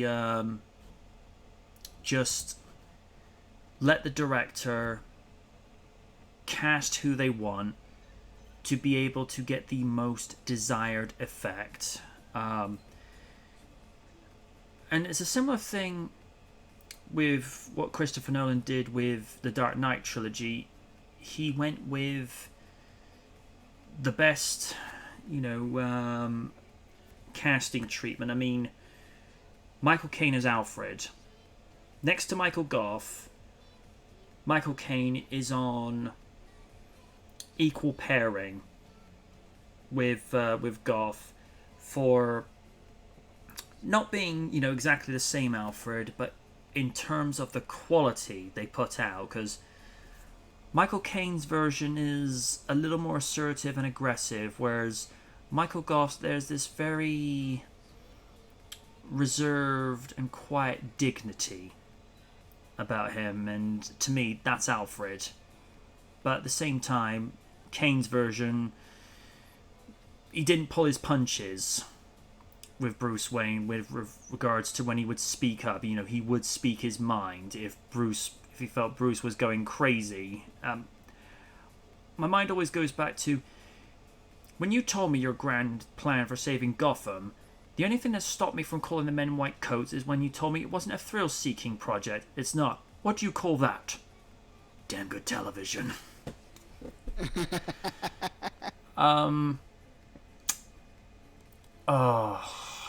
Andy Serkis as Alfred, it's different. I feel like it's still in the area of Michael Caine's version where, he tells Bruce straight up if he agrees or does not agree. So there is that, but I don't know. And to this day, with regards to Christian Bale as Bats and Bruce Wayne, I think he nails the Bruce Wayne side better, whereas Bats, I'm still of the opinion his better performance was Batman Begins. There's your answer. Mm-hmm. Yeah. Because The Dark Knight, he went too gravelly voice. Dark Knight Rises, he brought it back down. And of course, those that have seen my brother's reaction and review of Dark Knight Rises, when he goes, "Where are the triggers? Where are they?" He's face palm is like, "Oh, not this shit again." Because that's all people associate with that version of Bats, whereas Robert Pattinson's version, it's, the character's meant to be a figure of the shadows, talk in a lower register. I mean, that's what worked for Keaton. Because somebody who's their most dangerous is one who just listens, observes, and is little talking to silent. And it's a case of when you don't know where they are, and when you work out where exactly they are, that's when you're screwed. Especially this very disturbing image from the opening of Batman v Superman, where you see him hovering in the corner of that ceiling, like this towering dark presence. It's like, my brother and I are looking at the time, we're like, that's fucked up. And then you see him, like, swinging from the ceiling to go out through this hole in the walls. Like, we're looking at each other like, what the hell did we just watch? Because I know the idea was to make bats a little bit more nightmare fuelish, but good lord. Yeah. Raiden, your thoughts on Keaton's and Tim Burton's comments, and like the rest of us, do you agree to this day that Keaton was the right choice for that movie? I mean, from what I've heard from history, like, Keaton was known to be like a comedic actor back in the day. So, and for me, first time I heard about Keaton, it was the first time I was seeing Batman Returns. That was my first. For me, that was my first time seeing him in live action. That movie went to places. Yeah, that's why it's not personally not one of my favorites. I mean, for me, like, I always prefer the Batman and Nolan's trilogy, aside from Dark Knight Rises, because I feel like that movie didn't have a direction in my opinion. But the way I see it with Keaton's and Burton's comments, I partly agree. Like, it takes a half unknown and known actor to pull out a role. I mean, look at Robert Downey Jr. Over the years, especially in the 90s, homie was going through a lot, getting locked up, on drugs or whatever, man. It's like, so when 2008 happened and he got chosen, it changed his career. So I feel like with Michael Keaton as Batman, it definitely, it changed his career for the better. Aside from the Batman, he's done so many great roles in his career. So I give it to Burton for choosing him. You still associate him as Batman and Bruce Wayne, who embody both characters. So I feel like a lot of the times you don't get it as much, even though I think Robert Pattinson in the next couple movies we'll see more of it. We saw a little glimpse of him as Bruce Wayne, and I thought it was pretty decent, but we didn't see enough. And that's okay, because I'm going like a little bit of tangent, because you see that in his 2 years he's just nothing but the Batman, not Bruce Wayne, because he wants to change his family's legacy for the better, so him being Bruce Wayne was just a crutch. But when you see half his world crashing down when his hostess and Alfred almost died, like, especially in the end, he realized that he needs to be more than just a Batman. He needs to be more of a symbol. So with Keaton as both characters, you could definitely see a duality. Because with Batman as a whole, back then he was just a very goofy from what I've heard, especially in Silver Age. So I think with Tim Burton's Batman, you saw a shift in Batman as a whole, and it was thanks to Tim Burton and his idea on casting Michael Keaton. So I feel like it's well justified that he made the right choice. Alrighty.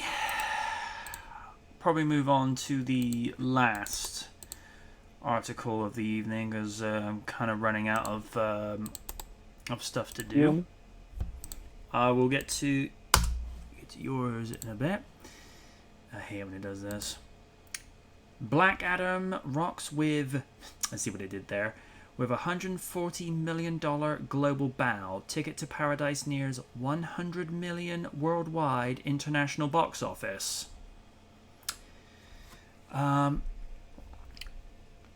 Warner Brothers' new line, DC's Black Adam, has launched a 73 weekend from international box office markets, along with domestic's $67 million start. The global bow is $140 million. The offshore debut is at the high end of the range we saw coming into the weekend, while worldwide is slightly ahead.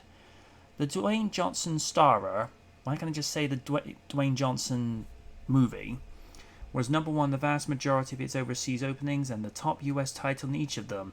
Take that, critics. In like-for-likes and using today's exchange rates, The Start is tracking 27% ahead of Shazam. Now that's got to be quite big, because Shazam's a damn good movie. Mm-hmm. While critics have been down on Black Adam, oh please, these are the same people that thought the Blair Witch Project was a masterpiece. Yeah, right. Working in its favour somewhat, surprisingly for an edgy flick, is the family audience. For example, Australia saw a 90% jump from Friday to Saturday, Korea was up 98%, and France plus 67%. Audiences have given the movie a 90% on Rotten Tomatoes, which is the best for a DC movie in a decade. The movie performed especially well in markets where DC excels, including Latin America and parts of Southeast Asia. In IMAX, Black Adam grossed to $10.8 million globally, including $4.5 million from 343 offshore screens. There are two clear weekends ahead for Black Adam before Black Panther: Wakanda Forever gets going. That'll be the tester. In holdover action, Paramount's smile just gets wider as the scarer added $10 million for an $82 million offshore total. Globally, it's $166.3 million. By the way, that movie poster, that's nightmare fuel. Last week's leader, Universal Blumhouse Halloween Ends, saw a 62% drop and rated like, yep. Yeah. Adding $6.2 million in 75 markets for an overseas cum of $27.8 million, which is above Halloween Kills at the same point.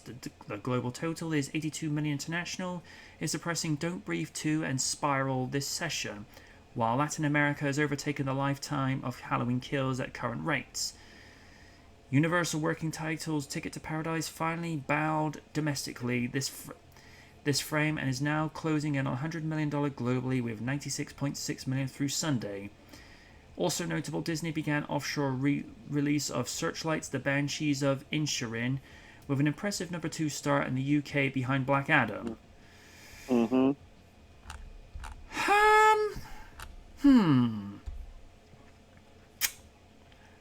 I might stress I might just cash in my last complimentary ticket on Black Adam. Because that works in very nicely with plans that I have in a few weeks. I'll leave it at that. Steve, what are your thoughts on the fact that Black Adam is performing better than expected?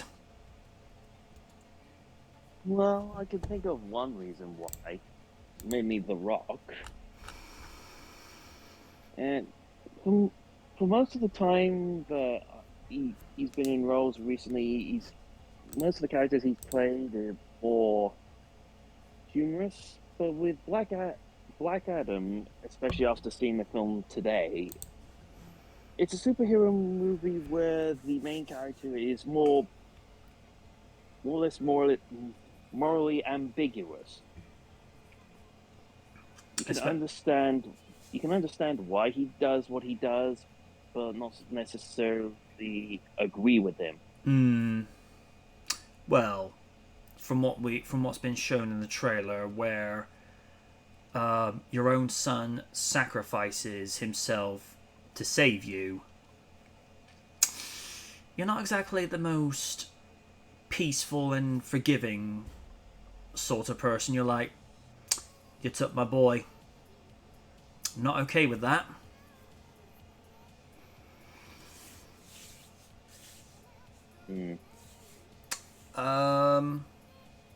Madam President, your thoughts?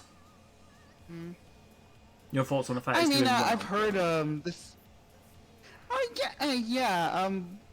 I'm glad that it's doing well. At least that not saying that freaking Warner Brothers Discovery's gotten their shit together, obviously, but at least Ha! they're trying. Because honestly, if this had been one of the movies that was cut alongside Batgirl, The Rock would actually have gone into the studio and beaten the ever-living hell out of these executives. Because no, you don't deny The Rock his movie that he's been campaigning for years. So yeah, I'm glad that it's doing well. I'm glad that it didn't get completely have its figurative balls cut off, because again, that's Shazam: Fury of the Gods got pushed back. It's like that's a little Well. disappointing, but this is fine. I'm glad that this movie's getting a little bit more attention. The one factor about the whole thing about Halloween Kills getting the having its revenue cut back, because it had a very low drop rate after that, after all the bad word of mouth, the fact that it's on streaming services. Yeah, that's gonna affect your bottom line, guys. Maybe you should have thought of that before you put on that crappy product. The one thing I will say about Halloween Kills is that you committed a cardinal sin in slasher films. You made them boring. You don't do that. If you're trying to tell a good story, I can accept a movie being boring, a slasher movie being boring. But no! This is Michael Myers. That's like making freaking Jason Voorhees play Parcheesi in a movie, for God's sakes. That's just, no! But I will get back to the topic at hand. Halloween End, not Halloween Kills, Halloween End, sorry. My thoughts. The point is, those movies both suck, and they just why didn't we just end the movies where they were? But no. Hollywood, Fine. go to Hollywood. I know. But the point is, I'm glad that Black Adam is doing well. What next week's box office has in store for it, time will tell, especially with Wakanda Forever coming out pretty soon. Because you know everybody's going to want to go see this movie. So, we'll see what happens. We'll see if Black Adam can survive against Black Panther. So, we'll see what happens. You know, this is why some studios look for, that one time frame of, say, a month or two where nothing's going on. It's like, right, let's put our movie here, just so that they don't have any competition to deal with. This is not the best comparison, but you get the context of this. Victoria Beckham, in about, I think it was late 90s, 2001, she actually contacted the studio that was producing DJ Spiller's Groove Jet, which also featured Sophie Ellis-Bextor in the vocal role. Can you delay Groove Jet by a week or two so that mine and Dane Bauer's single can have a chance to go up the charts? They told her politely, go screw yourself. It's like, this is competition. If your song's not that good, then there's a reason it'll get crushed. And Out of Your Mind and Groove Jet was the better single. And I'm not really a fan of like DJ singles, but Groove Jet is just one of those. It'd be like if you're not into heavy metal, but you hear that this one song, you're like, yeah, okay, this is kind of cool. Or like if you present, say, like one Spice Girls song to Raiden where he don't have anything good to say about them, but he hears this one song and he's like, okay, this pleases me. I shall not slander you for this one song. And here's the fact you don't know. I like Spice Girls. Yeah. I actually watched Spice World in the movies. Yeah, I was that obsessed back in the day. You poor soul. Yeah, I know. Emma actually reviewed that movie. Yeah, better. He said the movie was crap, but he thought all 5 of the Spice Girls were, his words, sexy as hell. Mm-hmm. Um, I would say they're all very attractive. I would probably lean more towards Jerry and Mel B. Um, Yeah, Mel B. Mel B is always my favorite. Mel B mainly because you never knew what she was going to say. Yep. And Jerry because, well, you know, redheads. How you doing? Whereas Victoria, there was just nothing to her. And I'm not saying that to be nasty. It's just that, you know, singing and looks-wise, she didn't do anything for me. Emma... How do I word this? I didn't dislike her, but I wouldn't say I was a fan of hers either. And I'm just saying that from the perspective of her music, because I don't know her personally, so I don't have anything sort of to convey. Whereas Mel C, she was probably, in terms of vocals, she was probably the most talented out of all 5 of them because she had the voice of an angel.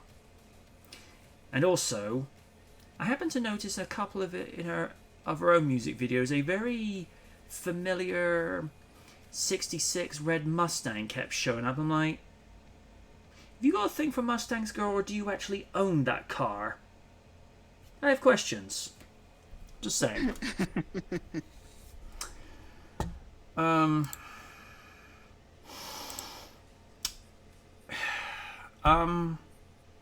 Steve, did I already get to you with regards to Black Adam? Yeah, you did. Raiden, you're up. You know what? I can't hold you, but I think I'll wait on. I'm happy that Black Adam's getting all the success well deserved. Mm-hmm. You know, Rock definitely put his heart out, try to put this out, and he was the one who lobbied to bring Henry Cavill back as Superman. So I'll give him that respect. But for me, when it comes to watching superhero movies in theater, the Batman was just everything for me. So I don't feel like going there to watch it. I'd rather wait for HBO Max to see it. You know what I mean? Mm. So I've heard good things. Like I've heard Pierce Brosnan as Dr. Fate was really good. So I mean, Pierce Brosnan. So what do you expect? You know? Yeah. Yeah. As for Wakanda Forever, I'm having an impasse. One, I want to watch it in honor of Chadwick Boseman. Mm-hmm. You know. But 2, I'm kind of have my limit when it comes to watching superhero properties. If the name is not Daredevil, The Boys, or Invincible, or Blade, I don't know. I don't know. I'm very selective nowadays, especially when it comes to that. But like I said, happy for success. I really hope this pushes more greatness when it comes to DCEU because it's been going through so much shit. And I just want to see it. I just want to see. That's all. I just want to see it. Simple as that. Let's see. And of course, there was something that you wanted to show. I think if we watch this, we'll have to watch it with audio only because there's likely to be a lot of copyrighted video footage, and we're not large enough yet on Twitch to actually do what Double Toasted do. We'll play it safe and we'll just have audio only. Yeah, that's all good. Okay. Let's see, how long is this? Help if it loads. Oh, The Darkness are releasing a new album. That's interesting. Oh, it's 15 minutes. That's fine. Go a little bit longer. Okay, I'll also post the link in for the chat. Because you know the rules, guys. Twitch is very touchy when it comes to copyright. Probably a tiny bit more than YouTube, but you gotta remember this at the end of the day. Twitch is a much smaller pond compared to YouTube, whereas YouTube they've really relaxed on copyright in the last few years, whereas Twitch they're just trying to keep their backs covered. So, I don't blame them in that respect. And like I say, as and when we get to that point where we're more than safe to do as Double Toasted do, because I think Double Toasted are up to like thousands upon thousands and thousands of followers and subs, so they can afford to take that risk, because Twitch will be like, well, no, they're actually a bit of a money maker for us, so we'll just let it do. Dan says, before you sign off for the night, I was wondering if you have any comments on CM Punk having his contract bought out by AEW. I'll say this as briefly and as tactfully. He should have seen this coming with the way he acted in that media scrum, and the fact he brought up Colt Cabana when he hadn't talked about him in years, and they didn't even bring him up. He went and did it. I respect everything the man has accomplished in his career, but the way he was acting in that press conference interview, I'm like, what the hell are you doing? And then the people talking about how, he's going to go back to WWE. Really, Paul Levesque is in charge, and if you think that he has a grudge against Colt Cabana, you really think he doesn't have a grudge against Paul Levesque? Really? I mean, people just go back just to prove a point, and it's really frustrating that people just saying, he's going to go back to WWE. Like, yeah, shut the fuck up, grab a Kit Kat, go to sleep, and leave me alone. I mean, if for whatever reason the unthinkable happened and Triple H just says, I retire, I'm going to go just live a quieter life, have a farm, raise my kids, and Steph can be left in charge. Even with Steph in charge, Punk ain't getting through those front doors. I mean, here's the thing about Punk. Here's the thing about Punk's brand. Like, okay, last year I was going through a really bad period within my life, especially in work. And before I had to go after my birthday, the Rampage happened, and opening CM Punk is in the same building that he won the WWE title Monday Night 2011. And just seeing him, I was at ease, because it was someone that I respected. He spoke his own mind and showed up. I had a funny feeling that things were going to go south. Especially him winning the AEW title from being at home, and then I hear a lot of rumblings, and then I hear what happened in the scrum. So, listen, much as we love respect the guy, he has a lot of grudges that he has not resolved in his life, and that really set him off. Do I condone it? No. Do I get a little bit of it? Yes. But at the end of the day, he's an adult, and he should have handled it like an adult. And we're here now, so hey, all I have to say is what's the best in future endeavors, and I hope he changes for the better. Yeah. No, I can't add anything to that. As like I say, I respect everything that he has accomplished. I still think he could have handled his exit a little bit better in WWE, although the fact that he had a staph infection and they refused to treat it, on that one, yeah, WWE is more in the wrong. for not diagnosing and treating that properly, because, and here's a free medical lesson for life, folks, that can kill you if you don't get it treated quick enough. I think he probably should have said to Vince, probably sooner, it's like, look, I'm feeling...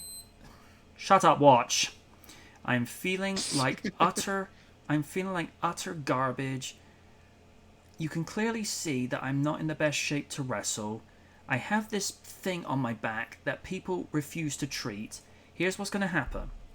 I'm going to go home, and I'm going to get seen to by a doctor outside of this business to be given their professional medical opinion. I will come back with a diagnosis, and they will tell you how long I've got to be off for, and then, and only then, I will come back when I'm healed, good, and ready, and not before. Because do you really want another wrestler dying in the ring again? Which is an obvious reference to what happened to Owen Hart. Difference with Owen Hart, his was legitimately an accident that they really shouldn't have switched the supplier. I don't think that was out of malicious intent. It's just negligence. I'm not saying that makes it right, but it does happen. In Punk's case, it could have been treated a lot longer before that. Now, imagine this. If this had been Steve Austin, Rock, Taker, or even Cena, and say, look, I have this thing that's wrong with me. I need to take some time off because, well, this thing could kill me. I need to go. Vinny wouldn't even question it. He'd be like, nope, do what you gotta do. But he's like, oh, you're just punks. Like, no, you're half dead. You're good to wrestle. It's just like, this guy was your champion for nearly 400 and in 34 days, and you're treating him like he's cannon fodder. It's like, he was actually making you money. But he's not Cena. That's the whole point. He's making money because he wasn't Cena. But yeah, I think now Punk needs to. I think he just literally needs to go seek therapy and actually work through these grudges and just move past it, because it's more than clear that he's a very intelligent man. He's able to tell it like it is and be able to read through people's nonsense, but until he works through his personal issues, these things are going to be repeated again, and again. Not to go into too much of a personal thing, I knew that my OCD was never going to get any better unless I sought help. And I did. And, always starts with recognizing there's a problem and then saying to somebody holding your hand out, please help me. And that's all he has to do. He was able to get himself healed physically by actually having the staph infection removed. He now needs to go see a therapist and say, I'm a hot piece of mess, please help me. And he'll be surprised how quickly he's given help. Be like, okay, let's work out, what the problem is, see if there's some deep-rooted issue, and let's see if we can get you to work through that so that this thing doesn't repeat itself in the future. Because it's like with anything, whether it's the physical or mental quirk or routine, it's knowing when to catch yourself and just be like, okay, you've caught yourself before going to do a routine, ritual, call it what you will, and it's just stopping yourself there and then and say, right, now we know where. I say this in the context, we know what the trigger is that causes it. Let's work our way around of getting yourself so comfortable with it that, for example, if the subject of, let's say for sake of discussion, Kanye West Little Wayne duet comes up, ready to be like, I can get through this. I'm good. Listen, I'm good. the less said about Kanye West nowadays. I cannot deal with crazy ass now. You know what I mean, though. I mean, like, two of them are both insufferable. Kanye, he's more talented than Lil Wayne. I'm just gonna say that as it is, because I don't think Lil Wayne's that talented. That's just me. That's just me assessing him professionally. It would just be getting to a point where someone goes, coming up, the 5th consecutive collaboration album between Kanye West and Lil Wayne. Really be like, whatever. It's just getting to that point, or I don't know. The idea of, say, Bette Midler doing a duet with Kim Kardashian, Lids would be like, stop that right now. And we've actually traumatized Liz to the point where she's like, nope, me no Toki. No, I'm out. Thanks, I'm good. I'm gonna head out. Kidding. Yeah, that'd be like Hulk Hogan performing a rap song with Jim Cornette. Actually, let's not and say we did. Oh, my eyes burn. They burn. All right. Raiden's been more than patient for this, so I'm just going to have the volume at reasonable level just so that, Twitch doesn't get funny about it. All right. I'll repost the link just for Steve and Raiden's benefit. Or Steve and Lid's benefit, excuse me. I'm at 0. You might have to go for a commercial for this. I'm at 0. AMZs. 3, 2, 1, play.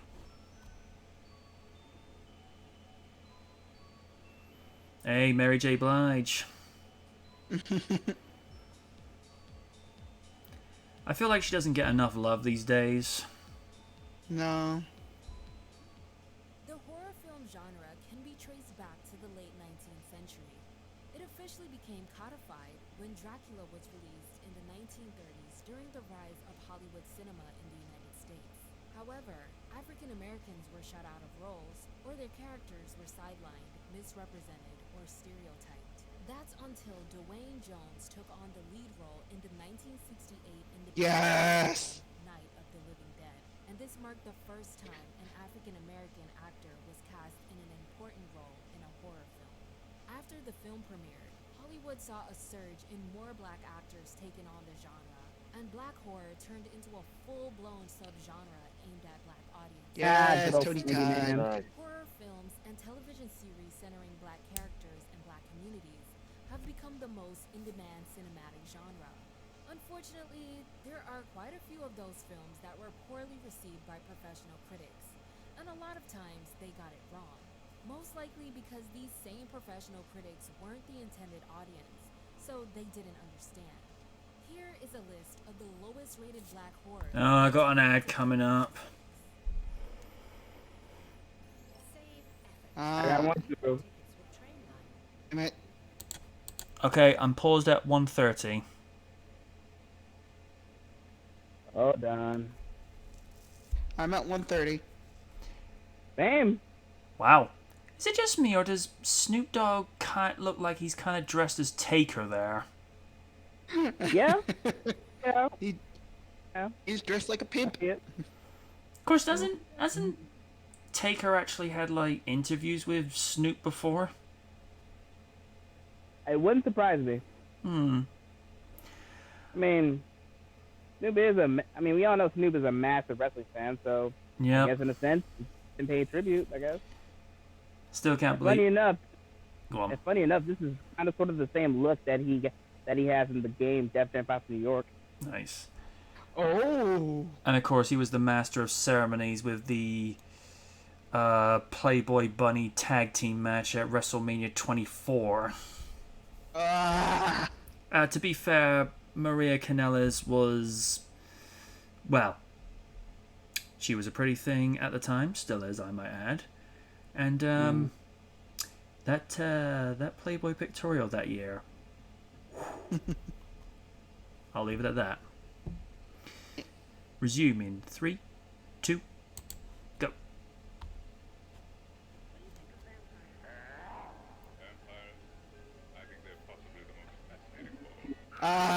Blackula.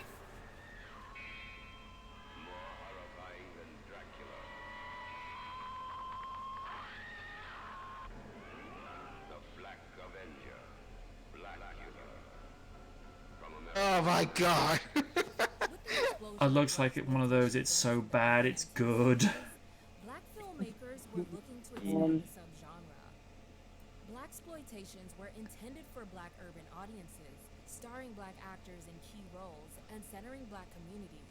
Blackula was released in 1972 as the black version of the famous Dracula. The film follows an 18th century African prince played by William Marshall, who is cursed by Dracula after he fails to agree to end the slave trade.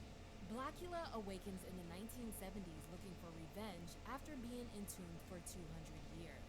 He starts pursuing a woman who resembles his deceased wife, but her brother-in-law starts investigating him for a series of murders. Blackula went on to become one of the highest grossing films that year, and is regarded as one of the films that kicked off the black horror phenomenon. The sequel, Scream Blackula Scream, followed in 19... Why is it with the sideburns connecting up with his mustache makes him look more like a werewolf? I don't know. I mean, it was the style back then, you know? Professional critics had mixed feelings about Blackula, referring to it as unconvincing and lifeless. But it was awarded Best Horror Film at the first annual Saturn Awards the following year. The film currently holds a 46% rating on Rotten Tomatoes. Has never seen anything like Sugar Hill and her zombie hitmen. What the fuck? Are those golf balls in the eyes? May as well be. Blackula inspired a wave of horror movies starting African Americans like Ganja and Hess, Abby, JD's Revenge, and Sugar Hill, also known as the Zombies of Sugar Hill. American International Pictures, who had previously produced Blackula, was an independent production house that produced films at smaller budgets and focused on rising subgenres like blaxploitation. They were responsible for films like Foxy Brown, Black Caesar, and Coffee. Sugar Hill is a 1974 American horror blaxploitation zombie film directed by Paul Maslansky and starring Marky Bay as the titular character. It also starred Robert Quarry, Don Pedro Colley, Betty Ann Reese, Zara Cully, and Richard Lawson. The film's budget was set at only $350,000. Good and was lord. shot on location in Houston, Oh. Texas. The plot centers Sugar, who works as a photographer and runs a nightclub with her boyfriend Langston. Langston is murdered by the mob after refusing to sell the club. Rather than go to the police, Sugar seeks out a voodoo priestess to get revenge. The priestess then summons a voodoo lord, who enlists his army of zombies to carry out the act. Critics had mixed reviews for the film. Some complimented the writing. Wait, what? Called it goofy and terrible. But Sugar Hill is still one of the most underrated and important films of its era. It currently holds a 63% approval rating on Rotten Tomatoes. Oh, another damn ad. I got one too. Hold on, What let me time? pause. I'm paused at 5:17.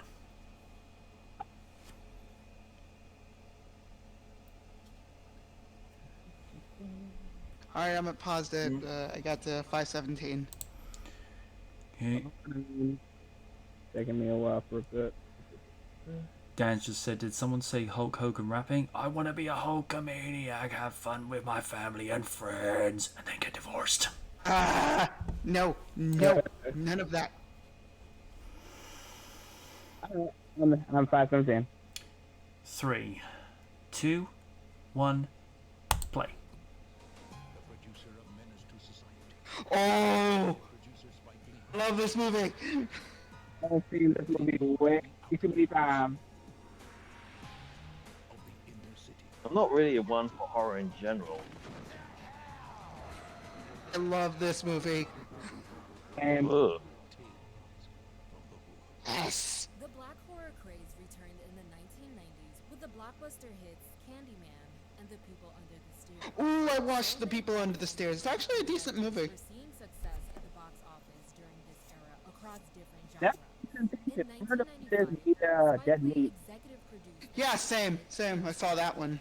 It's an anthology film that tells 4 different stories based on Again, issues I love anthology films. I do like a good story. police brutality Same. and gang violence. The plot starts with 3 teenagers in Los Angeles visiting a funeral home to collect a stash. Oh. Instead, the mortician Mr. Sims Oh, Mr. Sims, no, get out of my head. finds tales regarding his deceased First things parents. first, rest in peace, Clarence Williams III. Mhm. Tale from the Hood deals with the horrors and what goes on in the neighborhood. We wanted to do something with me. Overall, we wanted to do some things that were real serious, and we wanted it to be scary. It's a scary movie. The film features an ensemble cast of black actors like David Allen Greer, Lamont Bentley, Paula J. Parker, DeAndre Bonds, and Clarence Williams III. Tales from the Hood wasn't necessarily a box office hit, and it received mixed reviews from film critics. But nearly 30 years later, it remains one of the most popular black horror classics of them all. It's also important to note that most of the critics weren't black, and a lot of them took issue to the corrupt cop story. In an interview with Yahoo, the film's writer and Sounds about director, white. Rusty Condiff, said that story in particular Interview I'd with say it. Yahoo. had a few test screenings prior to release where we had a fairly mixed audience. And in the conversations at the end, a lot of white viewers did not believe that this was an issue and felt we were unfairly painting the officers with a broad brush of evil. Well, today they'd be saying something different. Funny. Cameras everywhere. And it was something known within the African American community. The stories were passed on from one person to another, and you'd hear about it in that way. Considering I'm a person of color, yeah, the policeman being portrayed that way, moderately accurate. Tales from the Hood currently holds an approval rating of 58%. Imagine like one turn. Now, I will say there, miss, we don't always go to Dunkin' Donuts. We only go there on Thursdays when it's 50% off. Oh, leprechaun in the hood, no! Oh dear God. Was that Warwick Davis? Yes. Yes. Yep, says it in the credits. The Ah. horror comedy franchise Leprechaun launched in 1993 with the first 2 films being theatrically released. But when both films saw disappointing Jennifer sales at the Aniston's box career. office, the studio Oh, decided to jeez. release the Oh, following God. films direct-to-video. Following 1997, Where he went. Leprechaun 4 Leprechaun in the Hood arrived as the 5th film in the Leprechaun franchise in March 2000. The film broadened the franchise's audience by focusing on a majority black cast. Set in Compton, Los Angeles. Oh no. No. Oh, no. Record producer played by Ice-T and discovered a room full of gold along with a leprechaun played by Warwick Davis. They accidentally freed the leprechaun and now he's out roaming the streets of South Central LA. In the end, he kills the rappers and recovers his stolen fleet. Leprechaun in the Hood currently has a 33% rating on Ouch. with majority negative professional reviews. Despite the overwhelmingly negative response, I mean, it's a made-for-TV movie. What did you or made-for-direct-to-video movie? What did you expect? and comedies, frequently being played on BET. A sequel also followed in 2003. Yeah, I The movie remember. was so popular Go back to the that in 2006 it sparked a viral leprechaun sighting in Alabama. It was a hoax, but the What? community was just having Yeah, that was a thing. That was a thing. That became a meme. Curiosity leads to This learning. is In the Will's Crichton community, many of you bring binoculars, camcorders, even You'd be camera surprised how many people go into the forest looking for Bigfoot. Oh my god, that is so dumb. Why? And we haven't thought we believe anything, so it is what it is. Well, the internet was still fairly young back then. Yes, it was. There's one YouTube user I watch very rarely on occasion called Mr. X. He reads out people's real life accounts of interactions with supernatural creatures. Oh my god. And some of them are werewolves. Please, no. Oh And- god, Vampire in the Hood. Hang on, just wait for the ad to finish. Oh, I'm sorry, where did you stop at? Another ad? Yes. that one? I did. Where you at? Sure. 10:43. Gonna have to go back, gonna. Yeah. Okay. Don't worry. From what I've These seen, ads are getting ridiculous now. I know. one Alright. movie after this. Okay. Alright. I'm at 10:43. 3, Same Z's. 2, 1. Resume. Comedian Eddie Murphy has been writing and producing his own films since Yeah, that's one of Vampire in Brooklyn is one of his like more underrated films. Very. plethora I of think- cult classics, from the Beverly Hills Cop franchise to Coming to America. His final film produced under the partnership is Vampire in Brooklyn. The film follows Maximilian, played by Eddie himself, who arrives in New York as the only survivor on a ship full of vampires from a Caribbean island. Since his race of vampires have been wiped out by humans, Max searches Brooklyn to seduce a woman who was born to a vampire father, played by Angela Bassett. with I didn't know plans that to vampires were a race. and But they were just monsters. vampire blood pure. Along Also, though, Angela Bassett, even to this day, how you doing?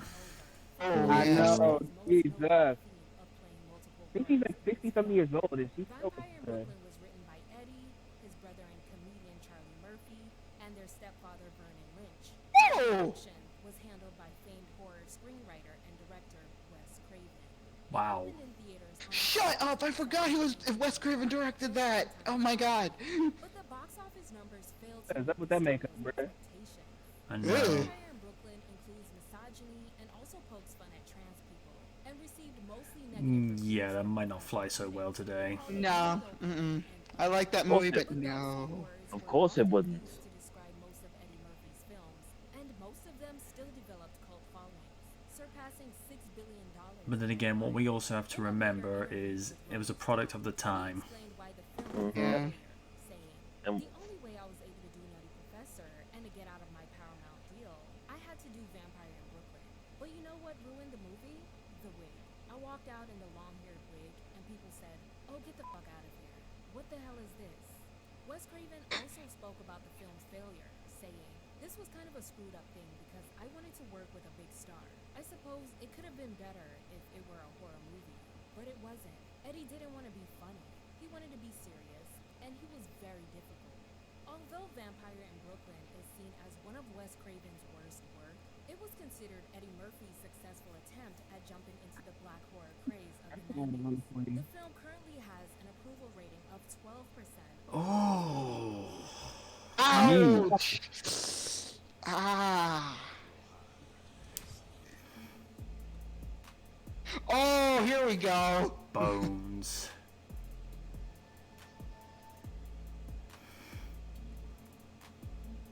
And how you doing?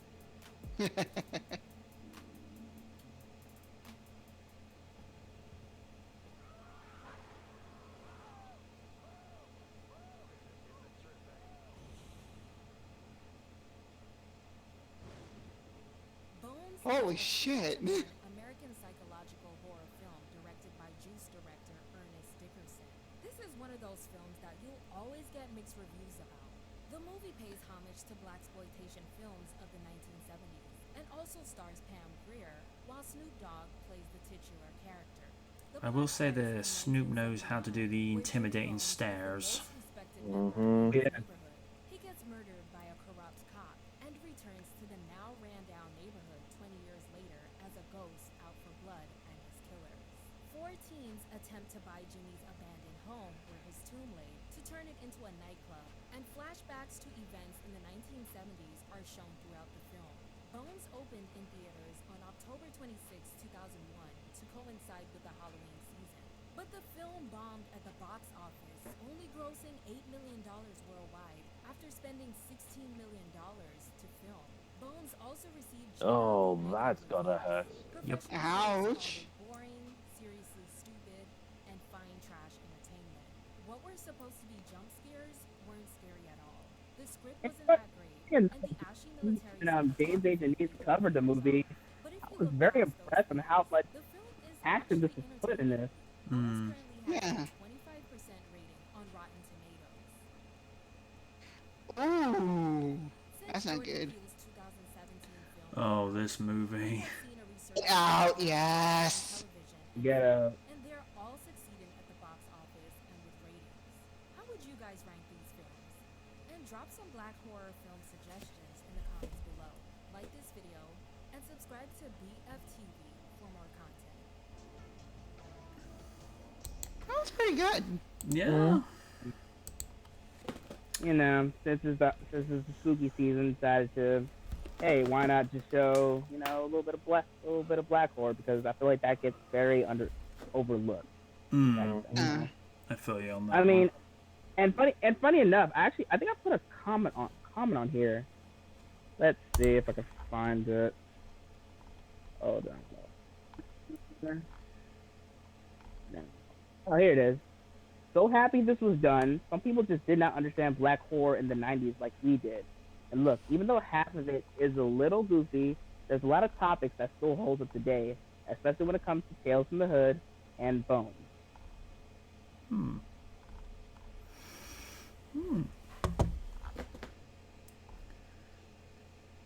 Yeah. There's a lot of people that commented on this. Damn. Ash Nicole. I wonder if that's the same Ashley we know. Love Tales from the Hood. So cheesy, so golden. I see that's the thing that people forget when they say, oh, it's so cheesy. It's like, no, that just means it's got personality. There's a difference. If some, if it yeah, okay, it's probably not as sophisticated and as well polished, but it's the imperfections that give something a personality. I mean, yeah, people say, oh, some of the Roger Moore, James Bond movies are hammy by comparison. Like, yeah, but there's something charming about that. And it's because some of the things that would come out of Roger Moore's mouth with regards to his one-liners, it'd be like, okay, that's actually quite funny. Okie dokie. That'll do it for this evening. Just a reminder, folks. Next week, SKL, for 2 weeks, is back at its former time of 9 p.m. in the evening, 4 p.m. Eastern, and 1 p.m. Pacific Standard Time, because I have time off from work, so I get to relax just that little bit. And yeah, and because it's Halloween, we do it right. And I'm also happy to say I finally got the voiceovers finished for the next Halloween review.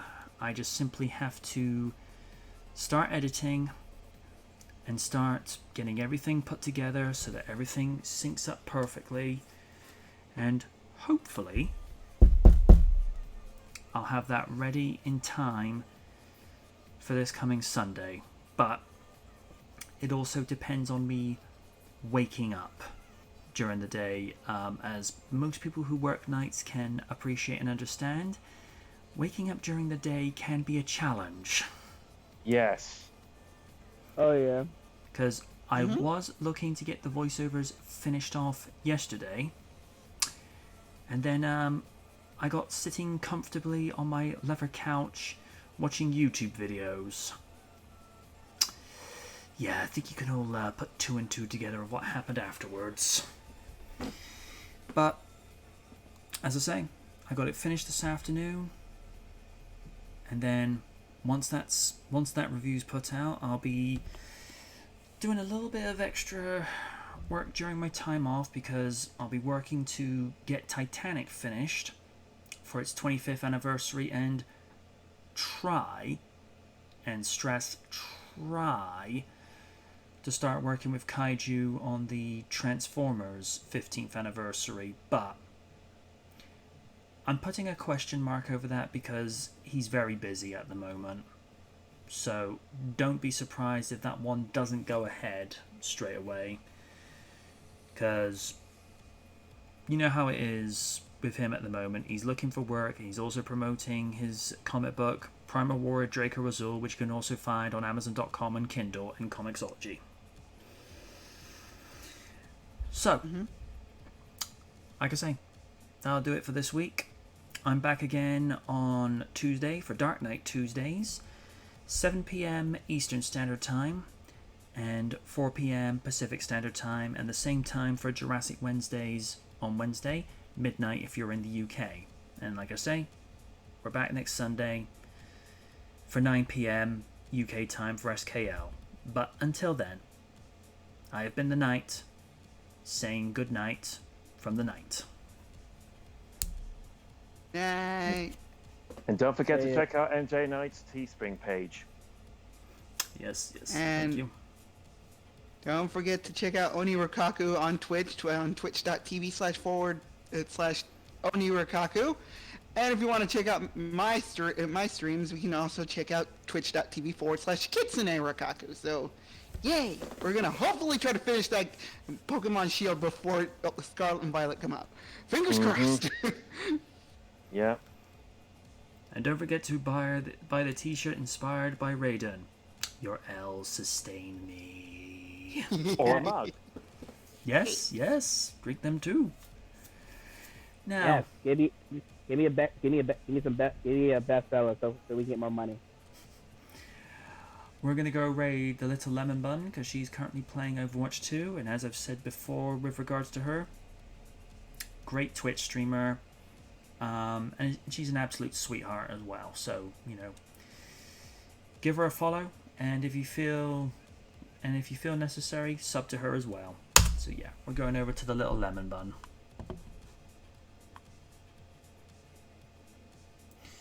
Just waiting for that one to pop up. Okay. See you on Tuesday. Bye. I gotta go. Who's on? Okay. Oh, snap. Alright, I gotta go too. I gotta prepare lunch. Okay. It's all good. Alright, Bye. you guys have I'll sleep. See ya. See ya. Alright, catch you later. Have a good night.